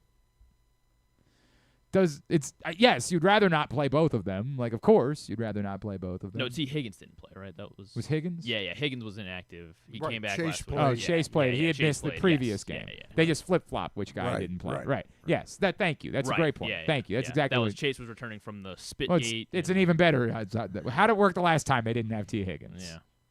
I mean, don't get me wrong. You all right over there? I'm okay. What's I wanted to go What's up. going What's I going wanted on to over? go up. What's going on over there? I wanted to go up. Stay- There we go. Hold on, I'm getting there. Do you just want me to? There we go. Hell just happened? That was a midget. That was really weird, man. Do you want me to? I just looked over and where is Stan? You're still not all the way up there though. And He's not all he's, the way he's up. fine. He's not all the way. I'm anyway. afraid I go down again though. God. Hold on. Do you want? I just don't do you have want the me to- list. No, we're about to end the show. We'll deal with There this. we Now go. this is Now I'm important. up there. Now I'm up there. But this is okay. Don't make fun of me now. I'm not making fun of you. I never was. Let's get a tidbit. Tidbit and Tubular are brought to you today by Live Casino and Hotel. Best place to watch all the big events, all the big fights. Never pay pay-per-view prices. Watch them for free inside Sports and Social at Live Casino and Hotel Maryland. Kyle Pitts mentioned, obviously the third touchdown was somewhat controversial, but they ruled it a touchdown. So he finishes his day with, 160-some yards. He's the first tight end since 1996 to have 150 yards receiving and 3 touchdowns in a game. Last to do it, 1996. 96, first tight end. Hall of Famer. 96. Tony Kellen Gonzalez. Winslow. No, that was before. No Winslow, no, what did you say, Tony? Not Tony either. Yeah, Shannon Sharp. Shannon Sharp. Yeah. Wow. He did it against the Chargers in Week 6 of 1996. So, yeah, Kyle Pitts, an unbelievable game last night. Who was he playing for at that time? The Broncos. Yes. The Broncos. Yes. The Falcons winning the game despite they committed 19 penalties. First team to win a game since 2016 when you commit 19 penalties. That was the Raiders. The Raiders committed 19 penalties in a game in 2016. They also beat the Tampa Bay Buccaneers in Tampa. How about that? In Tampa as well. How about that? Yeah. That's maybe when you go to Tampa, that's the first thing the coaches tell you is just commit an As many ton of penalties. And They're going to find a way to find a way to lose it anyway. And then finally, James Pierce Jr., first-round rookie for the Falcons, recorded yet another sack last night. 6 straight games with a sack for James Pierce. Since sacks became tracked, started first getting tracked in 1982. 4th rookie to have. Sure. They each won rookie of the year. Okay. Yeah. Last time it happened was 2021. As you know, I just file away the defensive rookies of the year. I know you do. Terrell Suggs. No, Terrell Suggs not on this list. It was 91, 99, 2021. Say it again. 91, 99, 2021. 2021. He's the 4th rookie to ever have Dick 6 straight games with Dick a sack. Butkus. Too far back. He was definitely not a rookie. I'm kidding. 91. That could have been Kevin Green. No, not Kevin Green. 91. 4th overall pick out of Nebraska. I don't know if that helps at all. Pick out of Nebraska, 91. 4th overall pick out of Nebraska. I guess he didn't do a whole lot else after his rookie year. So I guess this will be a little hard. I know who you're talking about. Oh, he was apparently on the 96 Ravens. Why? Mike Kroll, yes, right? Mike yeah. Kroll. Mike Kroll. Yeah, he was not much of a football player. Defensive Rookie of the Year, 1991, with the Denver Broncos. 99. 99 could have been Julius Peppers. Not Julius Peppers. DeMarcus Ware. Not DeMarcus Ware. 16th overall pick out of Florida. That don't help. For who? For the Tennessee Titans. Curse? Yes. Javon Curse. It's kind of a random list of guys, man. Well, then the third one, 2021. 2021. This guy's a guy. This guy's a guy, you say. Is that because this guy is Myles Garrett? No, not Myles Garrett. It's too recent. Yeah. He was. It's too recent for TJ Watt, too, right? Too recent for TJ Watt. Was Garrett 16? Yeah. Parsons? Yes, Micah Parsons in 2021, Defensive Rookie of the Year, 6 straight games with the sack. Now James Pierce Jr. on that list. Not sure what that Falcons. tells us about that. Like I think that is says good. that he has a chance. Well, he's going to win Rookie of the Year. I mean, Curse was the first 3 guys to do this, 3 for 3. Curse was a good player. He just, I mean, he was a good player for a little while, but wasn't able to. Would you take James Pierce Jr. over? So he went 2 picks after Malachi Starks. I mean, given the need, obviously, right? And then obviously they don't get Mike Green. Where did he play college, Pierce? Tennessee. All right, very good. Let's get tubular for the weekend. Here's what's coming up, totally tubular-wise. Tonight, they do this, we talked about it with Patrick yesterday. Army is playing a basketball game at UMBC tonight at 6 on ESPN+. They do that purposely now every year, the week of wherever the Army-Navy game is, they find somewhere to play in town. Why don't they play Navy? Navy has finals this week, and so Navy does not play this week. And it's actually like it's a really awkward because like when we talk about the conversation of should the game be moved to another date or whatever, like it might be beneficial to Navy because their football players are taking finals this week while they're trying to prepare for their biggest game of the year. But, Army is playing at UMBC tonight at 6 o'clock on ESPN+. That's terrible. What? Did we do that to them? They have finals the week of the biggest so game of so the we year. just say that the Navy should never have to take finals again. I think that's what we can all come to an agreement. I think during football we season. just cancel finals I forever. think during football season. Tomorrow, of course, Army-Navy, 3 o'clock on CBS. Michigan, Maryland. Go get them, boys. 8 o'clock tomorrow night on Fox. I haven't looked at what the line is. Yeah, if it's anything less than 25, that's a mistake. Arguably, if it's anything less than 35-point victory. Remember, Maryland lost to Gonzaga by Maryland, 40. you mean, yeah. Gonzaga lost to Michigan by 40. Just keep that in mind. I think that Maryland will cover the 80 of the transitive property. I think they'll do that, but I can't even guarantee that. It will be not be a pretty. pretty game. Not going to be pretty. As soon as the line's somewhere, I can't find one yet. Right. But Tomorrow, Johns Hopkins plays in the NCAA quarterfinals. They will take on Susquehanna, whose Susquehanna quarterback is Josh Ehrlich, the son of former Governor Bob Ehrlich. Really? It's tomorrow at noon on ESPN+. I wonder who he and Kendall will be rooting for. Bob and Kendall. I think they'll be rooting for Susquehanna, I think. But they're big I know, but I think they'll be rooting for Susquehanna I don't know tomorrow. about I that. think that's what they're going to be doing. Tomorrow at 6, one of the longest standing rivalry in all of certainly in the state, and I feel like within the Jesuit culture, the longest standing basketball rivalry is Mount St. Mary's Loyola, and that's tomorrow at 6 o'clock. Heisman Trophy ceremony tomorrow night at 7 o'clock on ABC. Who's going to win that? Presumably Mendoza. Yeah, I mean, there was a lot of talk about Pavia early in the week, but the odds have shifted severely towards Mendoza, so you would assume. On Sunday, Ravens-Bengals at 1 on CBS. The late game is Packers-Broncos at 4:25. Fox, oddly, has a doubleheader, too. Commanders-Giants at 1, and then Lions-Rams at 4:25. The Sunday night game is Vikings-Cowboys at 8:15. Everything else, go to GlennClarkRadio.com and find it there. Non-sports, any highlights? Yeah, we got a few. Of course, you'll be sticking around after SmackDown tonight on USA Network. Instead of the Everything on the Menu with Braun Strowman, it's going to be Violent Night tonight. I do enjoy Violent Night. Yeah. I am a fan. F1 the movie, that is now finally hit streaming platforms. It was on Apple TV Plus. Nope. Sorry, have that one? we do not. Brad Pitt. Yes. I loved it. My kids loved it. I enjoyed it. My kids I loved it were as well. obsessed. I watched it again last They night. loved it? They loved F1. Do they want to become race car drivers?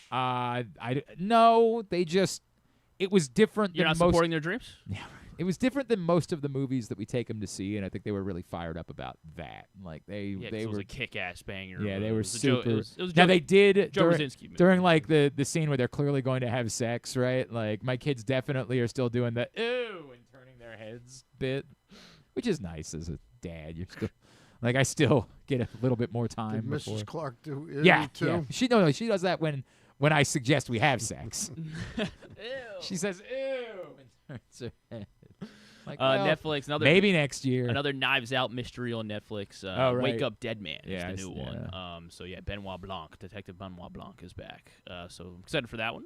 Eager what Glass Onion was Yeah, Knives Out was definitely better Yeah. than Glass Onion. Yep. But give another try Sure. here for Ryan Johnson. Apparently on Disney Plus, and then it's airing on ABC tonight as well. Taylor Swift is just airing like all of her concerts, I guess, from the Era Tour. I don't know if it's like kind of a concert. It's like kind of a concert documentary type film thing. I don't know. If you're Taylor Swift fans, dive into that one. SNL will be hosted by Josh O'Connor. He's apparently in the new Knives Out thing, and he was also one of the dudes in Challengers. So that's hosted by Josh O'Connor. Musical guest Lily Allen. All right, very good. Avatar is ABC is showing Avatar: Way of Water Sunday nights. Oh, when's the new one come out? This Thursday. Okay. If anyone hasn't seen Apples, there's a series on Apple by the makers of Slow Horses, It's Down Cemetery Road, with Ruth Wilson and what's her name? Oh God, can't believe I can't think of her name. She was married to the other actor. Oh God!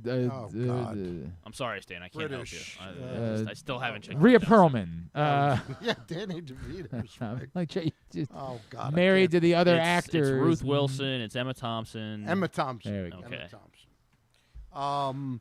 Really terrific. Very All right. well done. All right. Very good. well done. Very good.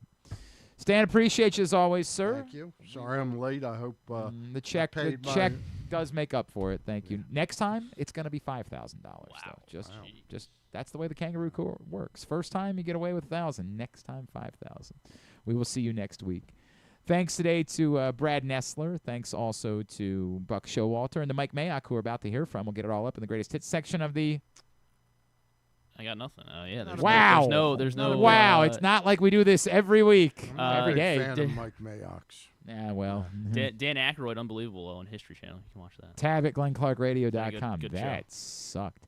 The Bat Around tomorrow morning. Oh, there's a Dick Van Dyke documentary on PBS. I will watch that. Yeah. Who did that on PBS? That's not a Ken Burns. No, is I don't it? think so. Oh, okay. Our close personal friend Ken Burns. Tomorrow morning, the Bat Around. They'll be talking more about Pete Alonso, and then we'll be with you for game day on Sunday, and then back here Monday. I know Aditi Kinkabwala will be joining us after she works the sidelines Sunday for Ravens-Bengals. Thanks to everybody at PressBox, all of our great sponsors and partners, including Live Casino and Hotel Maryland, CountySports.zone, your local Toyota dealer, buyatoyota.com, the Costas Inn, as well as the Baltimore area High's Dairy Stores, Volo Sports, Nick's Fish House, and more. Thanks to Griffin at Griffin_Bass.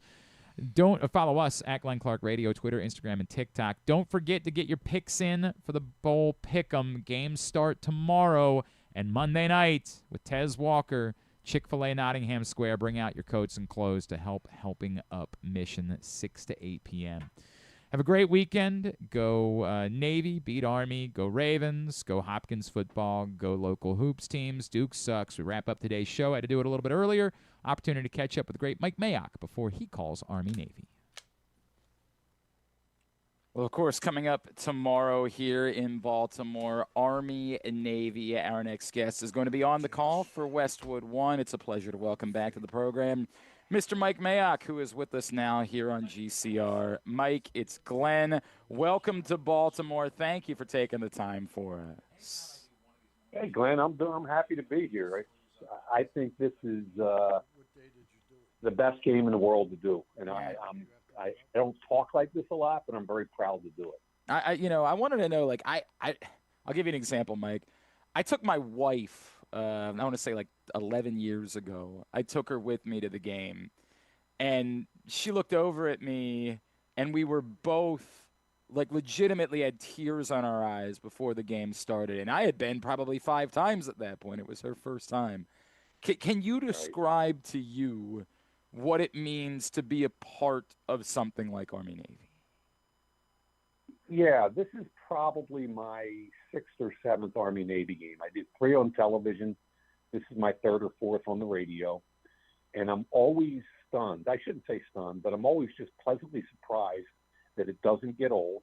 Yeah. And that my 2 favorite moments are pregame, where the march on, and then they've got the flyover, which you just sit there and you kind of grab your heart and say, oh, my gosh, this is who we are. And then post-game, when the winners and the losers unite and sing their school songs together. And you look at that poignant moment and you go, these are the guys that fought their asses off today, and going down the road very well might have to fight their butts off again together for all of us. And it just, forget the football. The football's wonderful, by the way. Yep. But it just kind of tugs at who you are, I believe, as an American. No, there's nothing like it. I'm glad you brought that up, right? Because this game was special, decades ago when the teams were 1-10 coming in, right? Like, it was still a special game. But it is kind of incredible how it's not, yes, all of that other stuff, unbelievable, but on top of it, we've gotten to a point where both these teams have been good consistently for some time, and you're right, this should be a hell of a football game again. Yeah, I'll tell you what's cool is, and I had to play against the service academies when I was at Boston College, and I hated playing against them because they're so disciplined, so tough, and they ran that friggin' triple option and just chopped your knees out all day long. But what's really cool is when both of them are good for a sustained period of time. And that's what we see now. And Monken came in, the head coach at Army, about 12 years ago, and he slowly built this program up to the point where last year they were 11-1 going into the Army-Navy game, with their only loss being Notre Dame, right? And, of course, what happens, Navy upsets them, whacks them 31-13. Mm-hmm. Brian Newberry, the head coach at Navy, came in, this is his 7th year. The first 3, he was the defensive coordinator. And now he's brought this program to a point where they're 9-2 heading into this game, and they're the favorite. And so you got a 9-2 team, you've got a 6-5 team, and I can tell you because I've watched a bunch of their tape. I mean, everybody kills them for their quote athletic ability, or they can't recruit like a lot of Division I other schools, and some of that is true. But the way they play football together and the intensity with which they play it allows them to play at a higher level. And I've seen them upset Navy. I've played against them when they upset my team at Boston College. And these are two really good football teams, Glenn. A year ago, it was Rayon Lane, right, for Navy. Mike, obviously, given your background in scouting and general manager, do you see players on this field tomorrow that you believe could be in the NFL?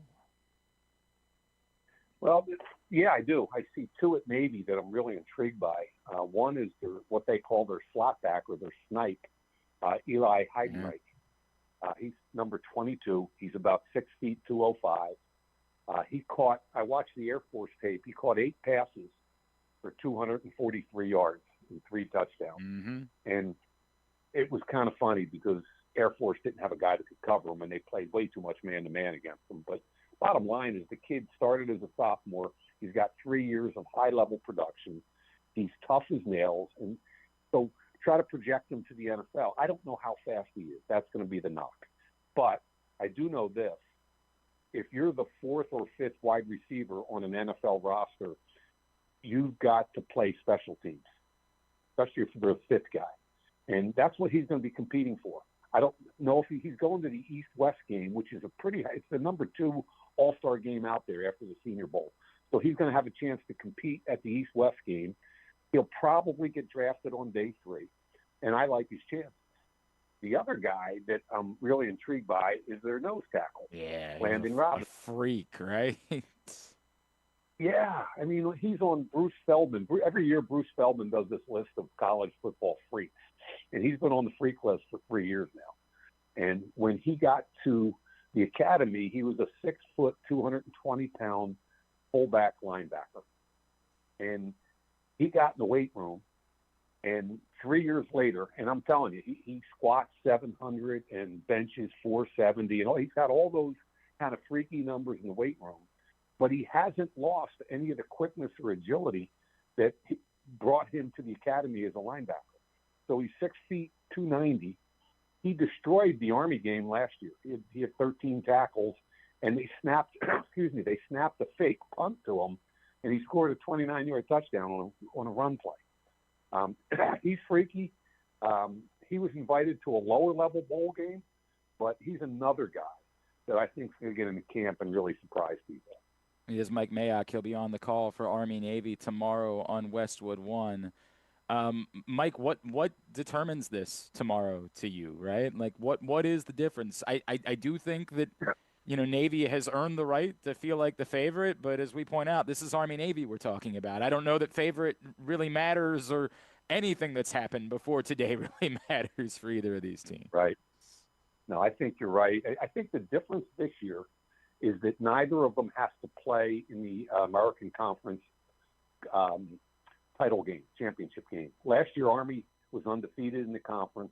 They had to play Tulane the week before the Navy game, while Navy had a bye week. I think that was a big deal. This year, even though Navy was 7-1 in conference, they didn't win the title and they couldn't play in the conference championship game. So it's all even. Everybody's rested up. They're pretty healthy. But what I think ultimately determines this game every year is who wins the battle at the line of scrimmage. Last year, surprisingly, Navy's defensive line dominated Army's offensive line, which had won the Joe Moore Award for the best O-line in the country. And I thought that was the difference in the game. And then on the Naval Academy side, offensively, they ran the ball, man. Blake Horvath, their quarterback, who's really, really good runner. I mean, so the bottom line is we can talk about, staying on schedule and who makes explosive plays, and you can get into a bunch of other minutia, but the bottom line is who controls the line of scrimmage. I think it's going to be interesting to see how that plays out, and obviously an area that Navy has had a lot of success in this season. Mike, I'd be remiss. I know you were just in Baltimore recently, and it didn't go so well that night for the folks around here. The Ravens and Bengals are getting together again this Sunday. I wonder, what did you learn? What do we make of what's going on right now with the Ravens? Are they lost? Are they broken? Could it just wake up one moment and this Sunday Lamar Jackson's Lamar Jackson again? How do you figure what has been going on, particularly with their offensively? Well, they're built around Lamar Jackson. From the minute they drafted him, they had to build their team around what he does well. And to their credit, that's what the organization has done. And Lamar has been an MVP. He's been an MVP candidate. He's been in that hunt every year, basically. And he makes their offense different. Now, when I started to study for the Cincinnati game on Thanksgiving night, I felt like the tape I was watching of him told me that there was something wrong. And, nobody, unless you're in the building, you don't know what it is or it isn't. Mm-hmm. I know he had been on the injury list pretty much every week of the season. He's had a litany of lower body stuff.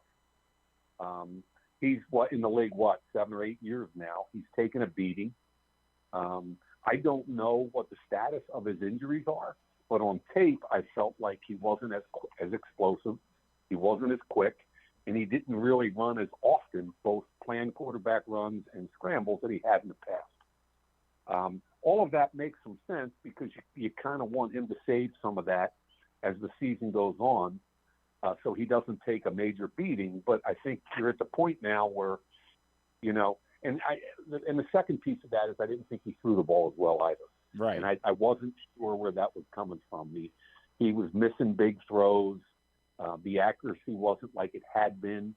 So unless you're in that building, I'm not going to make any assumptions. I'm just going to tell you, I don't think the tape matched up, nor did the Cincinnati game when I was there in person, to what I've seen in the past from Lamar.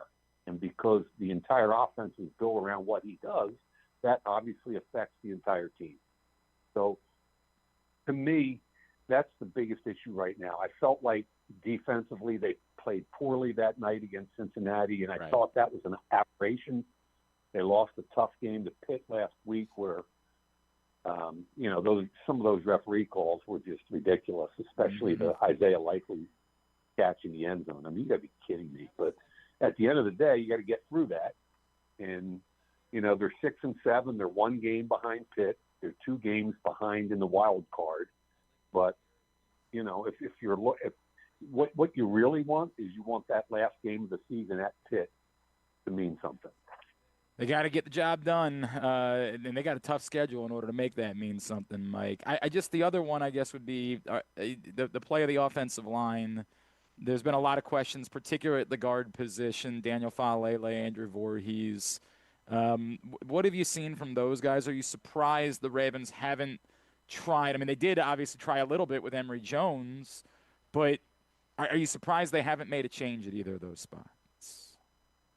Well, when you say make a change, it's like, who do you go to? Yeah. And I thought Eric DaCosta has done a really nice job backfilling each year. A couple of years ago was John Simpson. Picked him up from the Raiders. He started 17 games and moved on to the Jets. You know, they draft extremely well, as they always have. But when you say make a change, Emory Jones was a guy from LSU that played right tackle, and I thought he should have stayed in another year just to develop more. He was a really athletic kid with a lot of upside, but I didn't think he was ready yet. He came out in the draft when, I forget what, third round, I believe. Yep. He had been a tackle and a raw tackle. Now you're asking him to kick inside and play guard in the NFL. That's a tough deal. It doesn't mean he can't play. Trust me, he's really a gifted kid. So down the road, I think you're going to see more of him, regardless of position. But I don't know, when you say go somewhere else, I don't know what that answer is. You just have to play. You have to execute better on Sundays with what you have. Yeah, I understand what you're saying. And continuity perhaps more valuable at this point. Like even if someone's struggling, is it more valuable to have continuity along the line? I just think the coaches in the building know better than you and I. Yeah. And they know it's on the practice squad. They know it's in their building already. You're not going to go outside their building because basically the trade deadline's over. Right. And what are you going to do? Well, the guy off somebody else practice they I guess Blake and Tomlinson was released and they brought him in. But to your point, that's probably where you'd say there's a reason why he was available at this point. Well, yeah, and I think it's smart to kick his tires. I do. I mean, he's a vet that's played a lot of games. So I think it's really, really smart to bring him in for a workout. I'm just saying you're not going to plug him in. You know, you're not going to sign him and plug him in a week. You know, and there's 4 games left. And I have no problem at all with bringing a guy like him in and seeing what he's got left. I think that's smart. Yeah, the only time we sign and plug guys in a week is when they're 44-year-old quarterbacks who haven't played in 5 years. That's the only time. I mean, yeah, that's crazy. It's insane, right? Tell me it's as insane. I know I got to let you go, Mike, but tell me that isn't. For me, I feel like the football gods shouldn't allow this to happen. Like I feel like I know everybody wants it to be a great story, but I feel like it shouldn't be a great story. Like I almost worry that it makes it sort of a farce of the game if Phillip Rivers can just walk in without playing football in 5 years at 44 and succeed. Well, here's what I would say. I think it's the hardest position in professional sports to play at a high level. That's point number one. And I think just about anybody walking in off the street at age 44 that's played the game, I think it would be a joke. However, he's one of my favorite guys I've ever seen play, going back to the Senior Bowl and all the tape I did on him and watching him in Mobile. And this is one of the toughest guys I've ever met. He's been coaching ever since. I'm sure he throws the friggin' ball every day at practice, and that's just who he is. He's a football guy. So if anybody can do it, and I don't think he could do it for a long period of time, you know, it's kind of a little bit like Flacco. You know, he can come in and be effective at different points quickly because he's just a natural thrower and knows football. This guy, he could be. I don't know. I'm telling you point blank that 98% of the people walking the earth, I would just laugh at. Right. But this guy's in 2% where I go, I'm really intrigued. At Mike Mayock, that's how you follow him. Mike, is there anything else we can plug for you besides Army Navy tomorrow on Westwood One? No, I do a podcast with my daughter, Lee Mayock. Yep. Believe in Eagles. And I do a lot of work for Sumer Sports as a consultant, grading game tape for Sumer. But I just stay busy in football, Glenn. That's what I love. It's not a bad way to pass the time, and we can't wait to see you tomorrow. I'm going to make sure I try to come say hello to you. Mike, really appreciate you taking the time for us. Thanks so much for doing this. Enjoy what will be a special day. Will do. So same to you. Thanks, man.